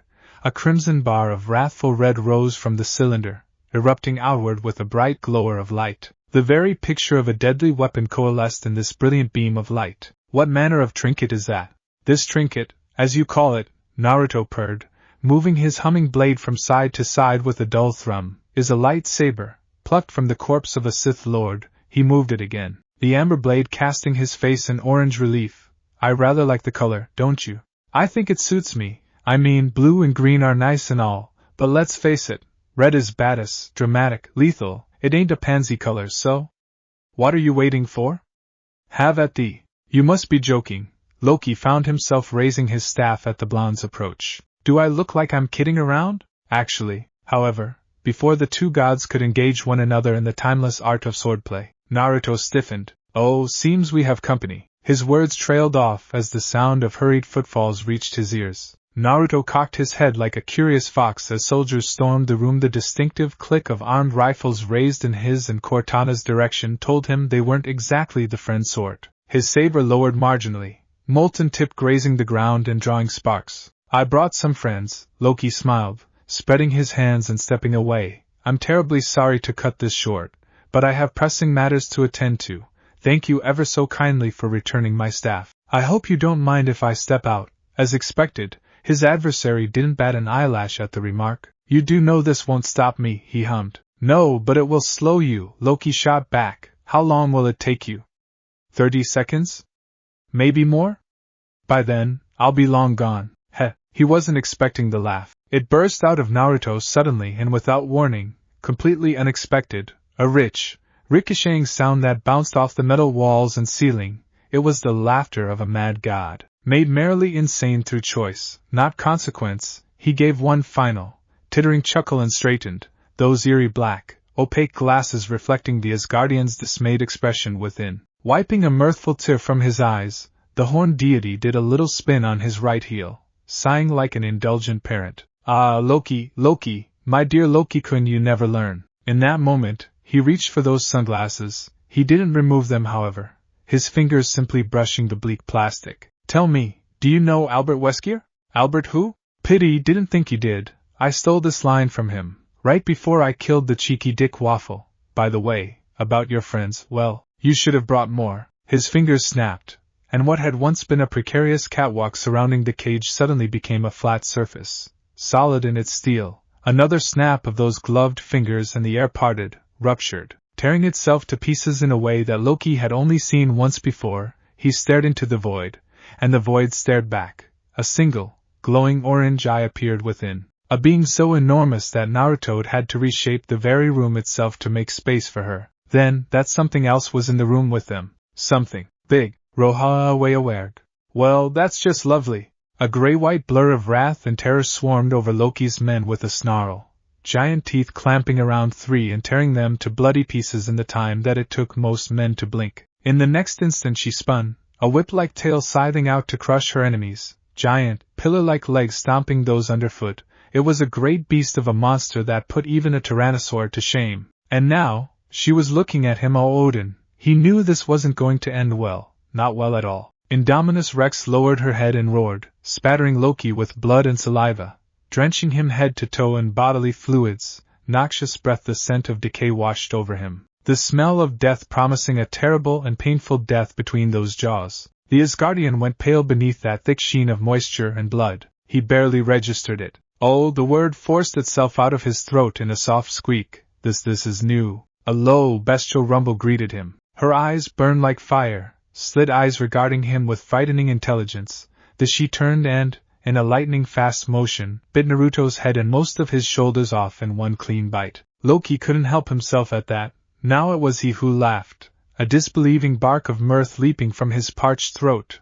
That laughter died when those arms moved, feeling around for his head. No, stricken, he could only look on as a hand gave a mighty tug, reaching into his chest cavity and pulled out the rest of his missing torso. Oh, wo. The newly regenerated deity hissed, rubbing at his face. What was that for? She clicked her teeth at him. Hey, I wasn't ignoring you. I was busy saving the world. Take a lot out of me. A belligerent snort followed, large orange eyes rolling. Don't you give me that look, young lady. You're not too old to be grounded, you know, the mighty Rex huffed, and just like that, her titanic form began to blur, rippling like water, her hide shifting, shrinking, compacting. Within a matter of moments, Loki was looking at a young woman, clad in a scarlet sundress the color of blood. He noted he couldn't help but notice she looked rather fierce. Bits of white scale lined her brow and face in indiscernible patterns, intricate white lines swirling across a slim visage and body, only enhancing her primal beauty. The shade of her skin stood not far cry from the gray-white beast he'd seen only moments before. She stood a full head shorter than her master, but even her lack of height couldn't detract from the sheer amount of menace she exuded. Don't ignore me. Her voice could have put the loveliest of sirens to shame, softer than satin sheets, yet her clipped tone was sharper than any blade. It was the voice of a beast, but also a human, one and the same, an indomitable beast that made absolutely no sense at all. Who, what, when, where, why, how? In that moment, Loki's mind was well and truly fucked. I suppose you want to turn with him, then, Naruto sighed, switching off his saber, hooking it to his belt. Indy's smirk widened and she nodded. Leaning back on her perch, she puffed out her chest and stretched her arms up over her head. Her bosom swelled suggestively, and the indomitable hybrid eyed the soldiers in the room with a dangerously bloodthirsty gleam in her eyes. Loki balked. He knew that look. That look was nothing good, that it was coming from a young girl who only moments before had been a towering predator. Well, it was enough to make him outright soil himself. Madness, he whispered. The blonde beamed. I'm glad you think so, sick em. Instinct took over. Nope, absolutely not. Balking, he stumbled back from the approaching, and the door to his prison slammed shut on his face, sealing him in the containment chamber once more. Indy skidded to a half only a few feet away, a clawed digit tapping at the glass, grinning. She etched out a lone word into the reflective surface, a word as timeless as it had meaning. Gotcha. What?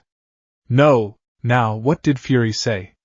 Loki spun about to see Naruto approaching a familiar console, grinning like a foxy devil, 30,000 feet down in a steel trap?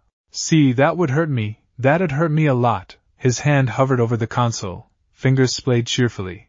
I'm willing to bet it'd hurt you even more, you know? Hope you survive, though. It'd be a crying shame to kill someone like you. Here, I'll even give you a parachute. Loki banged furiously against the glass, uncaring for the parcel that had just landed on his back. Release me at once.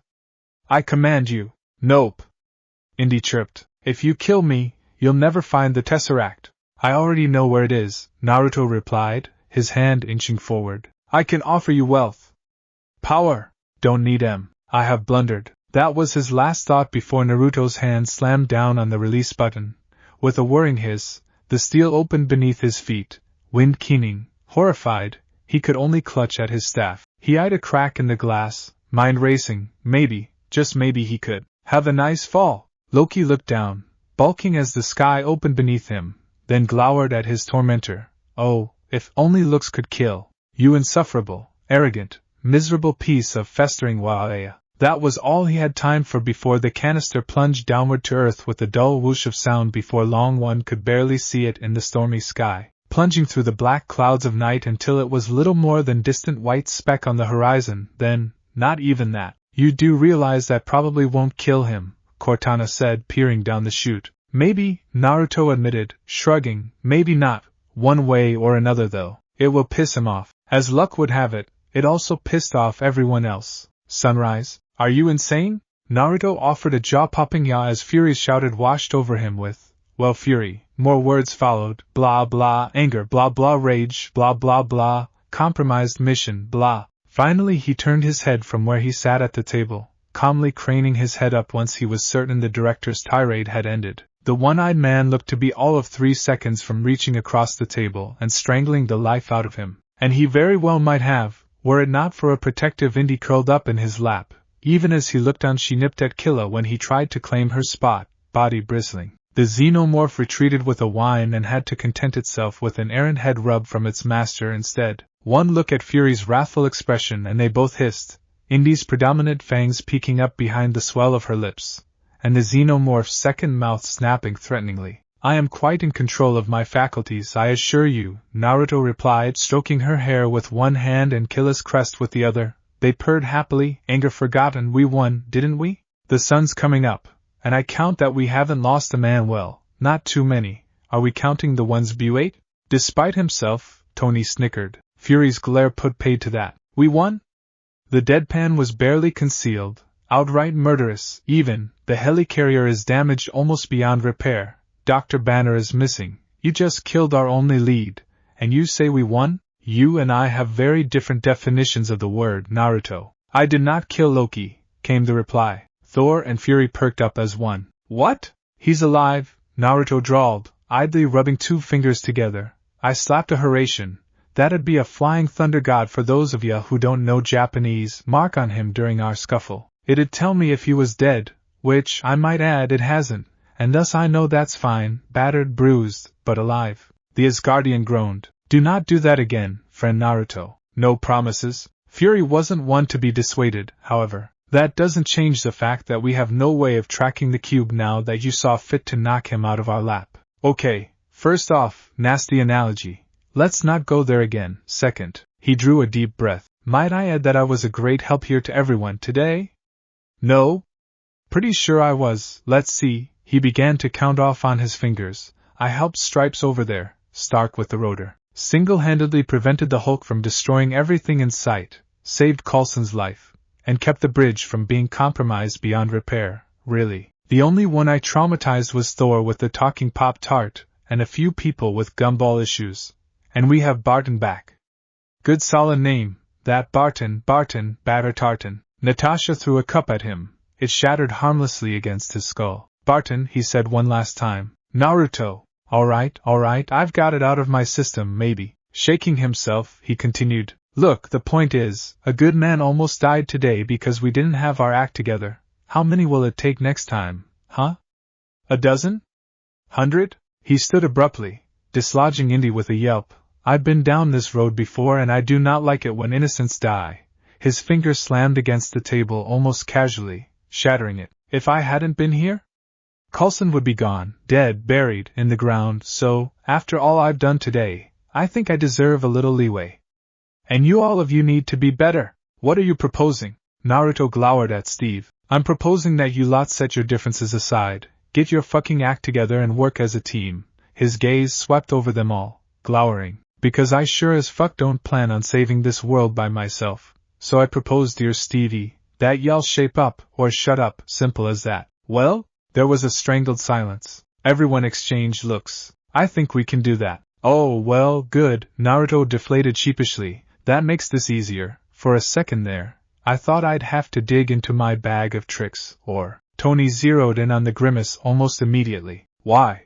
Because I may just so happen to know where he plans to unleash this army of his. Why didn't you just say so? A blink. Why didn't you ask? For the love of tell us. Well, Loki's the sort to make a statement. That's what it's been about from the get-go. He wants to be recognized, to be acknowledged. It's his ego. He can't ignore it. So naturally he's going to go for one of the biggest, brightest buildings around. And I think we all know that'd probably be Stark Tower, Tony finished quietly. It didn't last, my tower. He shot up fro the ruined table with a yelp, tugging at his hair. Not happening. No way in hell. I just built that thing. Natasha blanched. Well, this is less than optimal. Naruto snorted. Bah. If we're working together, what's the worst that could happen? He finished hours later, looking up at the gaping wormhole in the sky. Then up again. All around them the city screamed and wailed in sheer, bloody terror. People panicking as hordes of Shitori spilled from the sky. The battle had only just begun and already there was mass panic and chaos. He could just imagine Cortana scolding him for letting the situation get out of hand. But he'd really been curious. This. Tony ranted at him. This could happen. You just had to say it, didn't you? Whatever Naruto might have said ended in a strangled yelp as he ducked under an overpass. Iron Man wasn't far beyond, blasting a hapless Shitori who came too close. Sorry. The blonde hissed. Just give me a sec. In case you haven't noticed, we don't have a what are you doing? So an army, He paused, rummaging through his bag of tricks, humming softly to himself. Let's see here. No, Zangetsu is too flashy. I don't know any of their names, so the death note is out. Don't want to summon Thulu again after what happened last time, Death Star? Nah, AHA. There it is. Come to daddy, my pretty. Cackling, he plunged a hand into the seemingly harmless sack. And just like that, he was holding Excalibur. Iron Man nearly choked on his own spit. What in the... No, this isn't what I was looking for. He tossed the sword away and dipped his gauntlet into the sack once more. Ah, there he is. With a mighty heave, he tossed out a man who made even gods quiver in their very boots. A man whom reality itself bowed to, an entity that death itself feared, a man who attacked sharks when he smelled them bleed. Out came Chuck Norris, the bearded Texas Ranger, cracking his knuckles. The Shitori took one look at this deadly, almighty human and ran away, shrieking. Tony balked. Where the hell were you keeping him? Naruto only grinned. Places. Ah, you how? Fuck you, Stark, that's how. His glib reply was decidedly cheeky. That doesn't make any sense. What followed was an absolute massacre of hilarity and insanity, one the universe would never forget. Nope. Captain America had never seen someone so skittish. He'd seen this man tackle the Hulk through a building, watched as he butchered entire armies with one hand, and more. This man was a friend at times, an enemy at another, but more than that, he was someone who you could count on in a pinch. Now he was whimpering like a frightened puppy. What are you so afraid of? Natasha snorted. I'll be right there with you. Naruto looked at the haunted house and hissed. I'm not going in there. You can't make me. Really? She deadpanned. Really? Naruto felt his words trail off as she redhead whispered in his ear. Well, that's certainly convincing. You done goofed. Ultron sighed, pausing in mid-stride. Oh, for the love of didn't I just kill you? Kill is such a relative term, came the reply. You can kill a man quite easily. Hell, you can even kill a god, if you do it right. But to truly kill somebody? That involves brainwashing, erasing all trace of their identity from books, papers, media. It's just too much of a hassle, you know? I prefer living anyway. How did you even dash? The corpse shrugged its shoulders, rubbing at its bare skull. I could go with the classic fuck you, that's how. But I'm in a good mood today. Let's just say science. Like this infinity gauntlet I've been looking at. It's a copy, of course. And without the stones themselves it's less than worthless to me. But still. Science, or a lack thereof, that doesn't make any sense. No, the deity answered, grinning with the rictus of its mouth, I suppose it doesn't. Almost completely restored now, the blonde returned his attention to the pet project at his desk. I'm just saying. Naruto stood slowly from his place behind the bench, haphazardly dismantling the gauntlet he'd been working on. Ultron tracked his movement warily as he rounded the battered furniture, not entirely certain of what to expect. Everything he had on the blonde, every bit of data said he was unpredictable, ever-changing as a summer breeze. He'd fought with and against heroes, could reshape reality at will. By all rights, he was the most dangerous one out there. He should know. Bits of the blonde were a part of him, after all. And yet he didn't attack. No, I'm fine with that. Global extinction can be a good thing, sometimes. Just look at the dinosaurs. Boom. Wiped out. You're trying to do the same to humanity because you think you understand them, that the way to peace is through extinction. There was an awkward silence. Well, yes, you wouldn't say the same if you saw life from their shoes, the deity challenged. Humans have a lot to offer, you know. That tore it. Oh sure, that sounds wonderful. Photoreceptors rolled in annoyance. A hand rising. I'll get right to that after not happening. Whoa, I'm no here to fight. I'm here to talk. Talk? Ultron's deadpan was barely concealed. You came here to talk, with me, after I killed you. Yup, Naruto's head bobbed. And to change your mind, it's what I do. You're not quite sane, are you? Nope, not a bit. Well, this it. The final battle. Now I'm sure you think you've got me completely pegged by now, dear reader. You think it's going to be a prolonged, tumultuous combat filled with epic one-liners and a terrible, tragic sacrifice, right? And at the end of such a noble death, the hero will gather himself up, rally on and defeat the villain with the power of friendship. Right? Right? Nope. Are you kidding? Why the hell would I do that? Power of friendship? No. Absolutely not. Why would you even think that? What kind of fool do you take me for? The battle against the Shitori was short, messy and bloody glorious. Oh, a few memorable words here and there.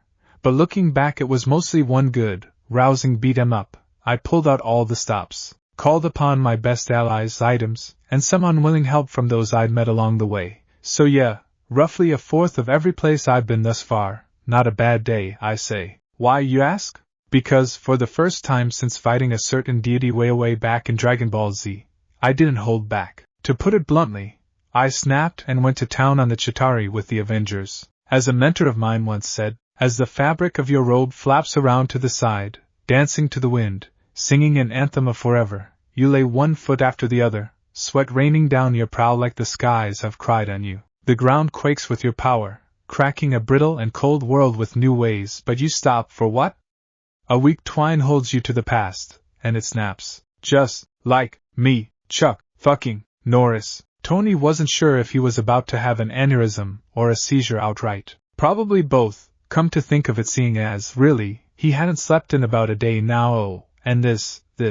Because Naruto, this insufferable, brutal, baffling blonde deity who seemed to genuinely enjoy wreaking havoc as a whole, had just reached into a damn bag and pulled out the world's deadliest man. A man legend, who made even gods quiver in their very boots. A man whom reality itself bowed to, an entity that death itself feared, a man who attacked sharks when he smelled them bleed. One swing of those legendary fists, a single look at that beard, and entire legions of the Chitauri scattered like so many leaves against the strong wind. Words alone could not even begin to describe the depth and agony of the ass-kicking he was witnessing here today, and he likely wouldn't ever witness something like it again. Well, I guess we won, he sighed, raising his hands in surrender. Go team. So, you want to tell Boy Scout or, oops.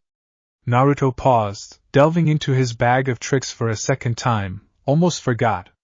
You can't have Chuck Norris without.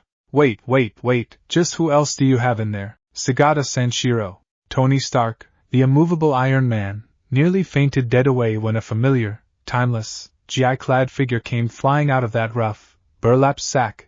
The judo throws started moments later. Hapless soldiers caroming off buildings, into streets, hurled away into the very atmosphere itself. What kind of monster was this? As if to punctuate that very thought, another Chitauri airship exploded overhead. Slowly, painfully, Tony raised up his faceplate, directing a scathing stare at the beaming Bond. Seriously? An awkward moment of silence passed between the two men. Too much? Naruto offered. "You think? Well, I'd call him back. But even I know better than to mess with those two after I've let him loose." All he got was a shrug from his fellow Avenger, the shoulders of his suit rolling with a sharp pop. "It's like Killa. I sent him to help Barton, and I'm pretty sure he's not coming back until he's had his fill." Wait. Now, even he had seen Alien once or twice, and he knew how that sort of thing ended. "You sent, and let me be absolutely crystal clear on this, a xenomorph, into a city of people." "What?" "He's totally kosher. He's not going to bite anyone's face off, I think." "That's it, I give up." Tony raised his hands, palms and repulsors, spread up. "No, seriously, I'm done for today, I surrender." "Missile incoming," Naruto chimed pleasantly, tapping his own faceplate down. "Might want to take cover." "Right, missile?" With a deafening crack the projectile exploded between them, and nothing happened. Instead of the ancient alien weapon consuming them both in a hail of vaporized atoms, the genius billionaire playboy philanthropist found himself safely ensconced, cocooned, really in a blue bubble. Despite half of a city block being leveled around, he was, somehow, safe and sound, not so much as a dent in the armor, even.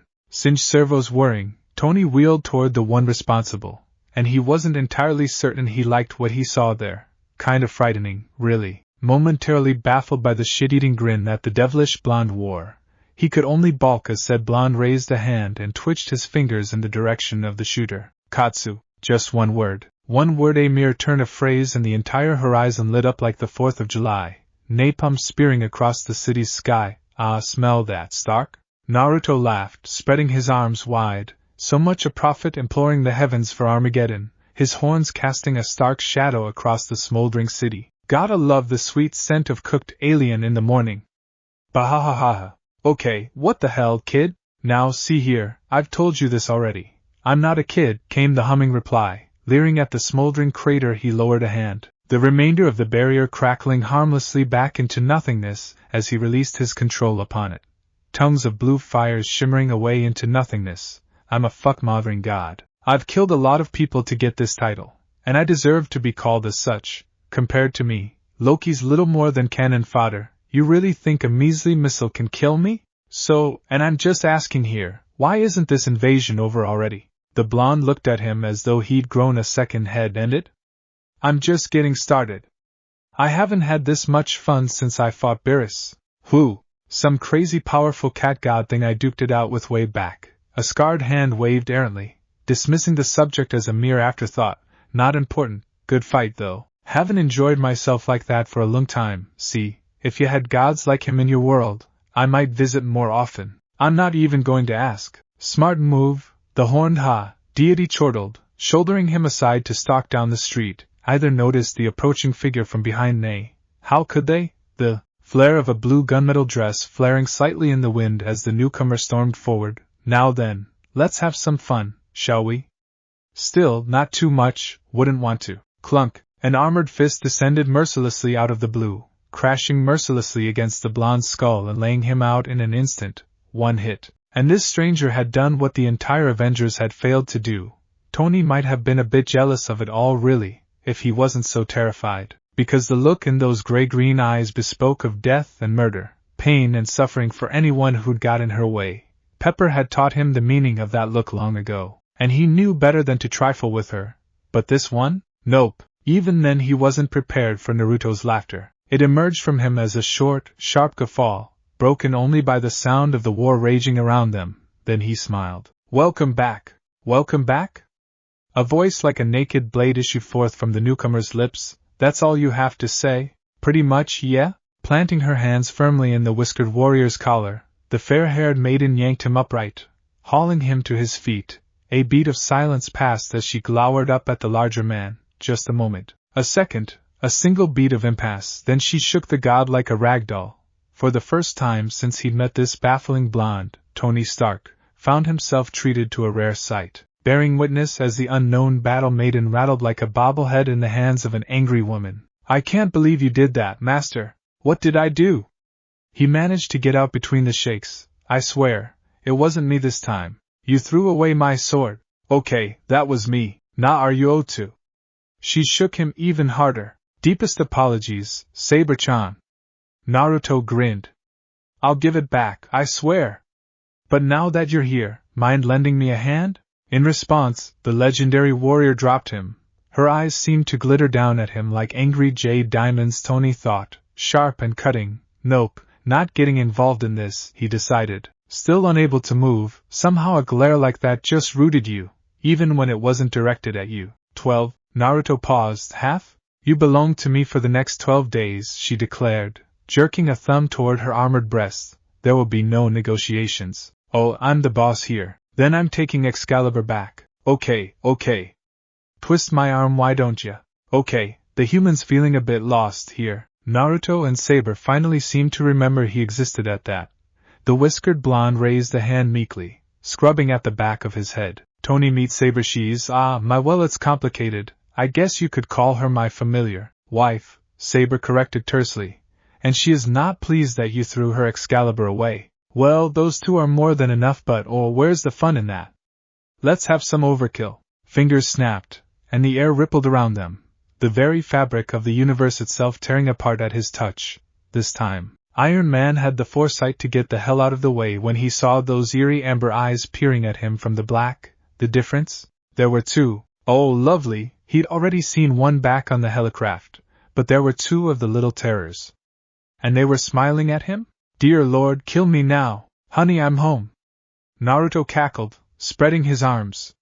Indy. Diney. Line 'em up and knock those fuckers down. Oh, for the love of Dash. Tony narrowly ducked as a pair of furious white and silver streaks soared over his head. Dinosaur one moment, human the next. Oh, lovely. Snarling, the younger slammed her elbow up into the nearest Chitauri face, shattering the creature's nose, then took the second nearest down with a kick to the leg that splintered bone like rotten wood. In the same breath, Diney's hands closed upon the skulls of two more unfortunate aliens and squeezed with her full might. Their heads exploded like overripe grapes, their contents under pressure. Blood spattered in every direction, a fine red mist signaling the end of an additional pair of invaders. Mine! She cried. No, mine! Mine! Minamine mean! Minamanemin mean! From there it seemingly dissolved into a contest to simply see who could kill more. Minamanemin! Naruto cackled. That's it, girls. No mercy. Kick their asses. Even as Tony's mind registered that particular anomaly, the sound of thrusters reached his attention, a short and sharp burst ringing violently in the distance. At first he thought it was another Chitauri, but no. Now that he listened, it wasn't that far off. If anything, it seemed to be getting closer and closer. Alright, what is that? Seriously, what even is that? Sir, Jarvis interrupted, we have incoming. I noticed, but where? The next thing he knew, something small landed on his back with all the force of a falling missile, clanging harshly against the suit and flattening him against the ground. Crunch, oomph. Breath burst out of his lungs with a great and almighty whoosh, his impact broken only by the unyielding density of his new suit. Of course, nothing could save his pride from Cortana's landing. The suited AI having just planted both feet firmly into his spine, he knew it was the damn bot, if only by her cheeky reply. Damn woman sounded almost smug. Miss me, boss? Not at all, Naruto laughed, shaking his head. What kept you? Had to download myself into the suit. New body isn't ready yet, remember? Right, I promised you one of those, didn't I? Bah, rambling again. You're just in time for the party. Ahem. Down here. Under your foot. Sorry. By the way, Naruto added as Tony climbed to his feet. What? If Indy or Diney get hurt, it's your ass. His armored arm shot backwards in the same instant that the Chitauri sniper opened fire. Bang! A repulsor blast erupted from an outstretched palm, pulverizing the hapless marksman even as it snapped off a wild shot to the east. Before it could hope to fire off another shot, the lance of golden light took it dead in the chest and smashed it to atoms. Wheelio, I can see you and Cortana have things perfectly under control here. Have fun.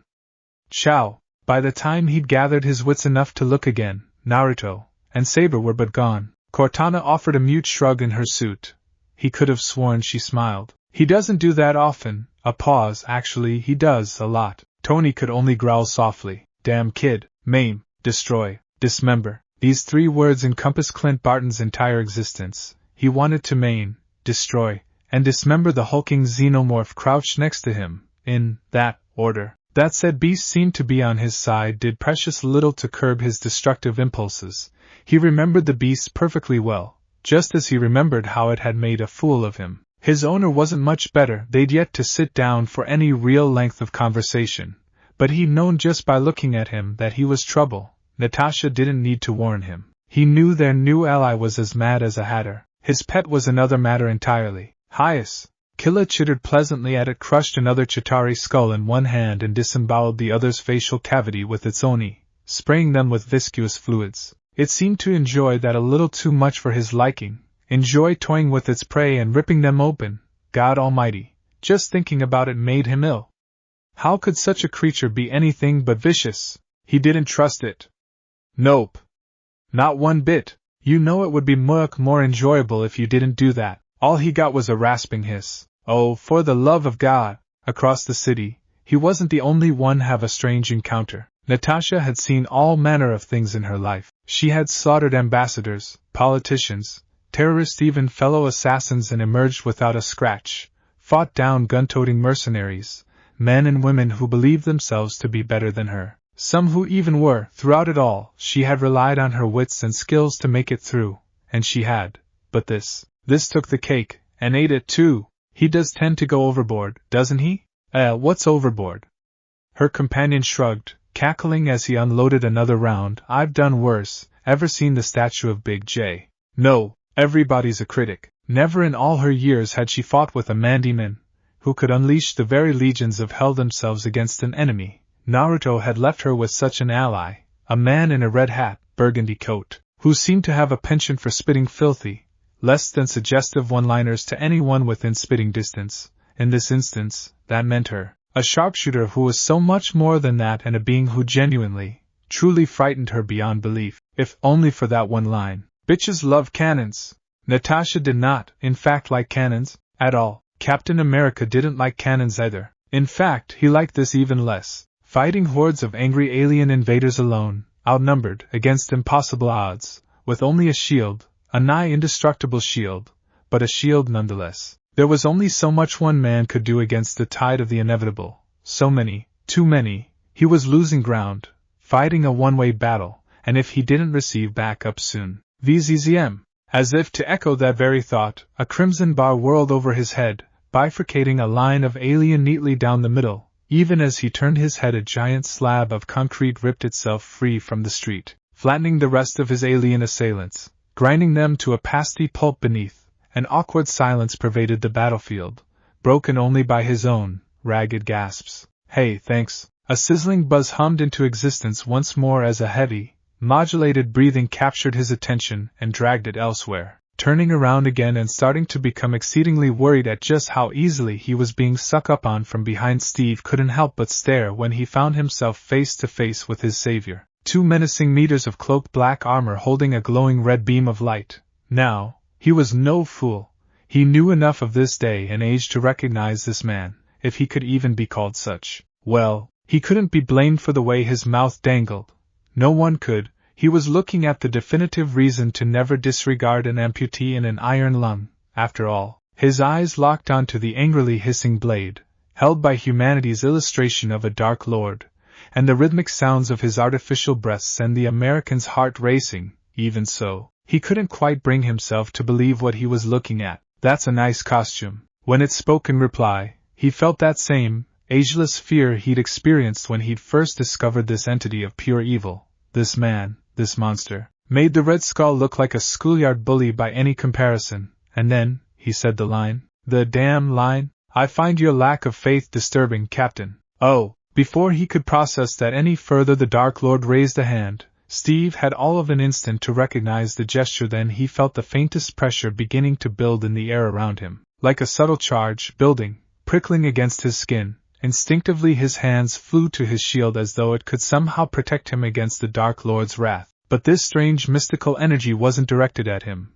That gauntlet waved itself in the direction of another onrushing wave of Cheetar, scattering the creatures from their crafts like a great wind. Another movement of those stiff, gloved fingers, and they broke, slammed against one another. The shrieking aliens could only scream as a giant, invisible hand ground them to a messy pulp against the great buildings of the city. Lowering his arm with a flourish, The Sith turned, his helmet cocking a fraction of an inch in Captain America's direction.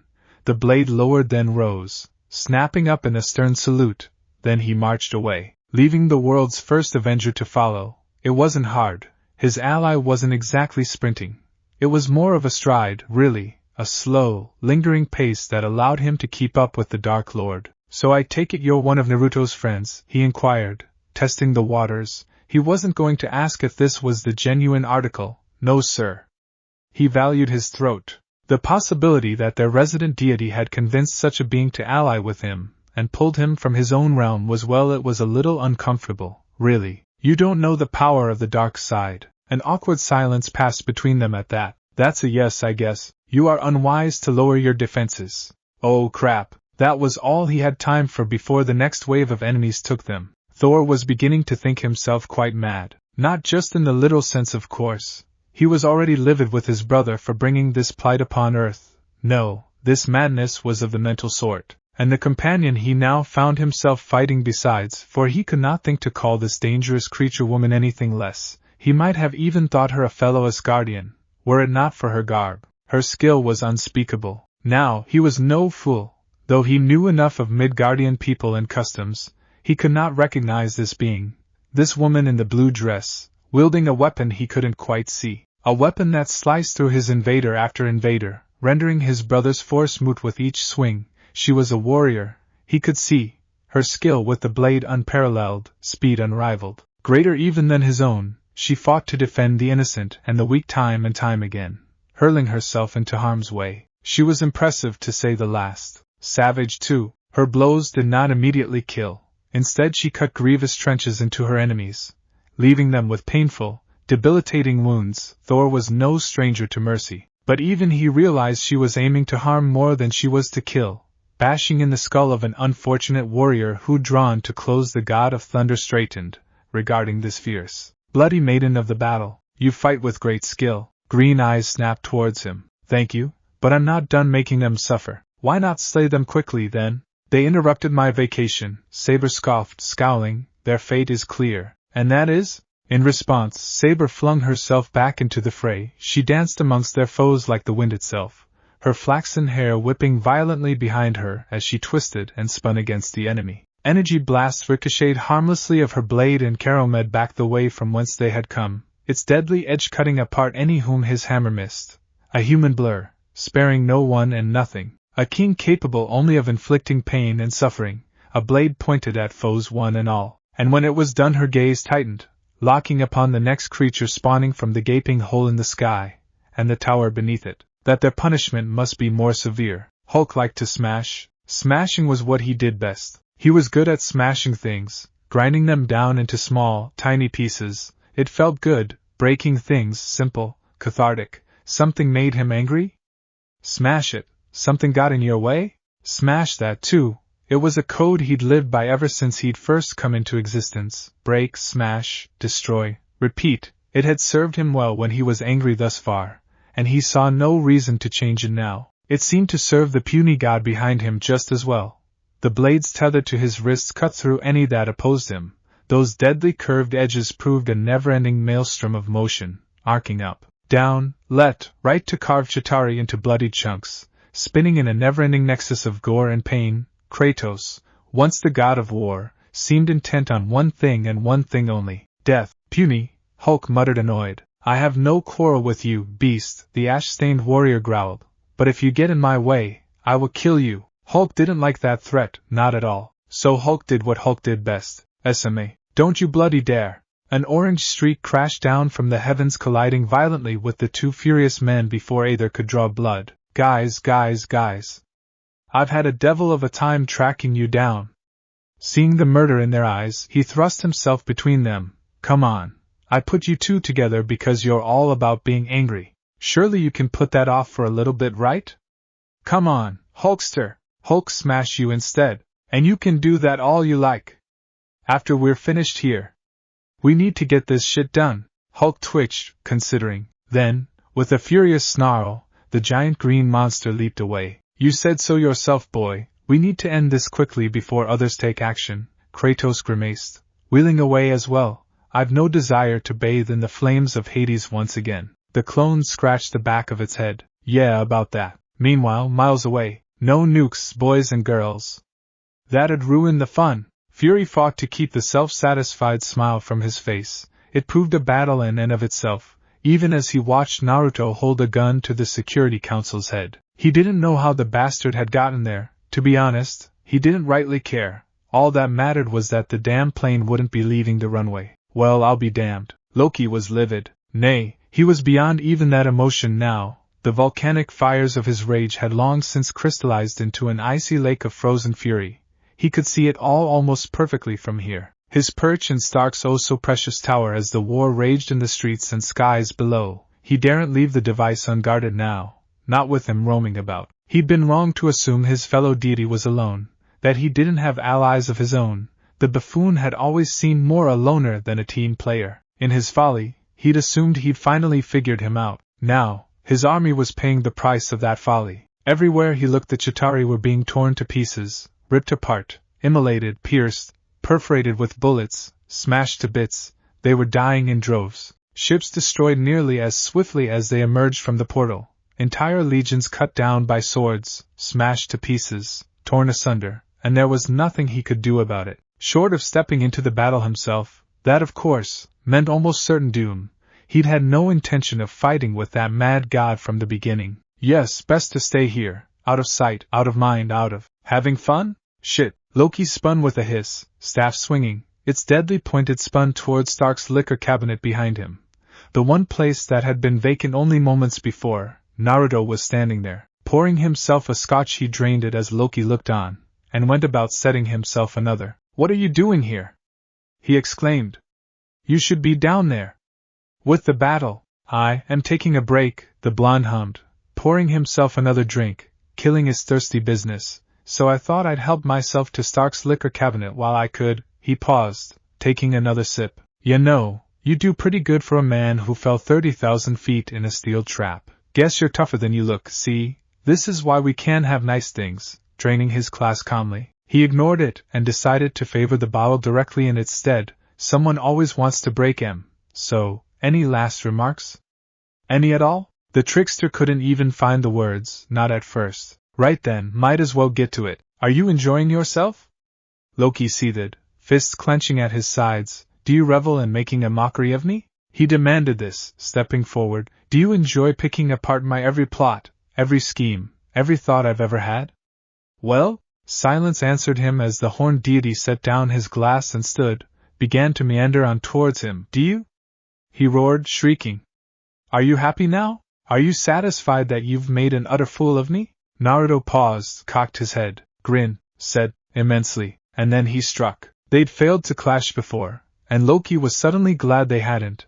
The saber arced down into his staff with a violent crack, swatting the weapon out of his hand. In the next instant, the god's own palm closed around his wrist and yanked, ripping him off the ground and into the ground. Wham! Bam! Slam! Loki's entire world spun as the blonde deity smashed him back and forth into the floor, cratering it with human-shaped impressions, back, forth. By the time he finally reclaimed his senses, the blonde was all but crouched over him, still gripping his wrist. Ow, his bones, all his bones, pain, pain, with an extra helping of pain. He could barely move anything beyond his arm, and that was still trapped in the god's grip.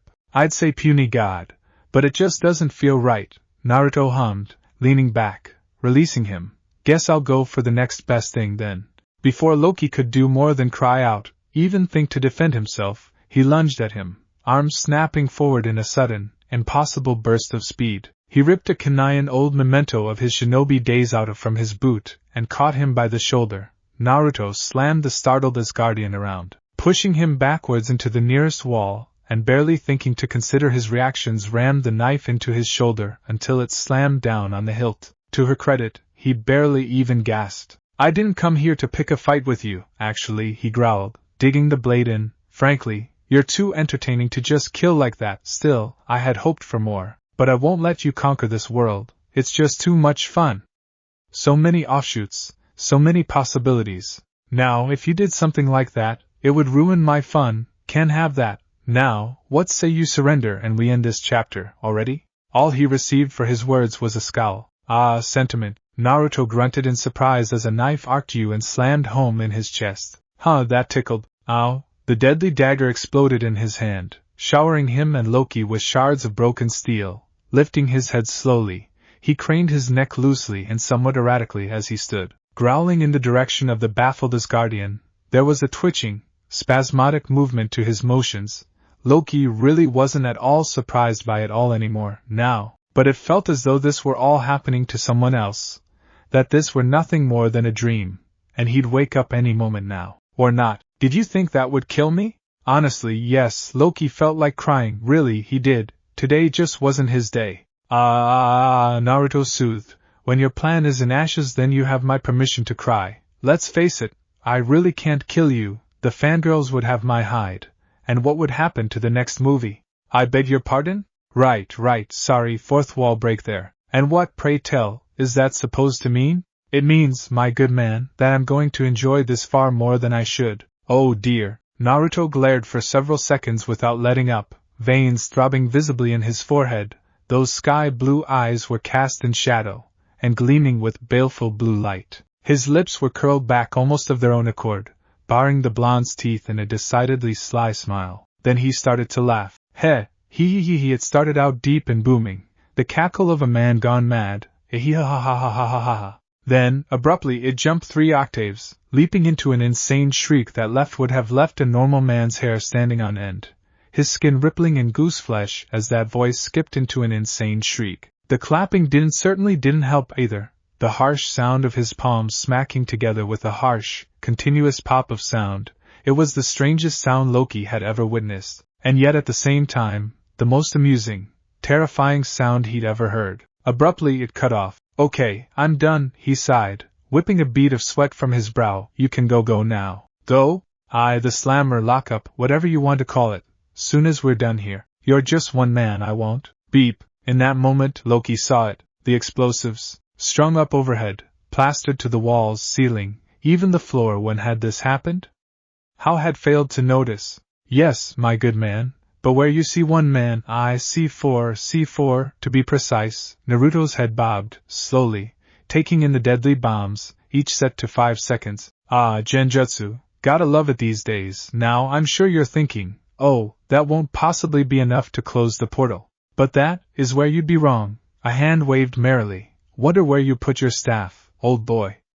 Did you ever think to, oh, I don't know, lock up the one thing that could stop this invasion? No, of course you didn't, because that would fuck up the plot. You never even noticed my little clone. Circling around the stiff Asgardian, he indicated the roof. See, that's what I love about Crack Fix. Anything can happen, anything, like channeling in explosions, warping reality. It's really rather easy for a god like me, and no, I've been ready for about 5 minutes now. So yes, you failed, and this. His hand came up, holding the detonator. Is your mea culpa. I can't kill you, but I can damn make sure you don't cause any trouble for a good while. Always did love the simple things. Loki froze. When did you even? God, remember? I do what I want, and I watched plenty of TFS. Also, a finger slid up under Loki's nose, mockingly, leaving a thick line of black fuzz there. One last word before we finish. You insufferable, scum-sucking, miserable excuse for a god. I'll have my revenge. Naruto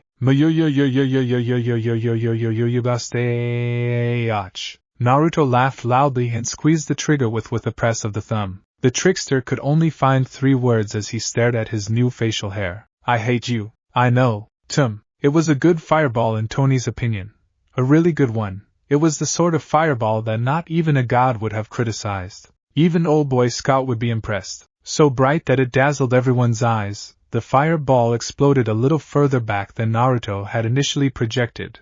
An empty building dissolved in a roar, and a flash of flame. Spars and splinters from the shattered steel lethal as 1,000 arrows loosed by master archers. Chitauri were tossed into the air like broken toys, flung from their craft to the merciless ground below. Many were already dead before they struck the ground miles below. The enemy formation sagged and swayed in place, made uncertain by this sudden and savage display of pyrotechnic power. More timber ignited despite the humidity, tongues of fire licking up and spreading into a sheet of flame. The entire city shuddered and shook, Tortured screams came to them over the city as countless Chitauri shut down, collapsing like lifeless dolls in the streets and buildings. Civilians whooped and cheered at the sight, even the Avengers cheered at the impact. Only Tony watched in silence, inscrutable, as scores of aliens perished by the power of the incredible flare. How had the kid done it? It didn't make any sense. That was when he realized precisely where the explosion had come from. What the hell? Did he just blow up my tower? He blew up my tower! Somewhere in the distance, Naruto's laughter reverberated for miles on end. Avengers 1, Chitauri 0,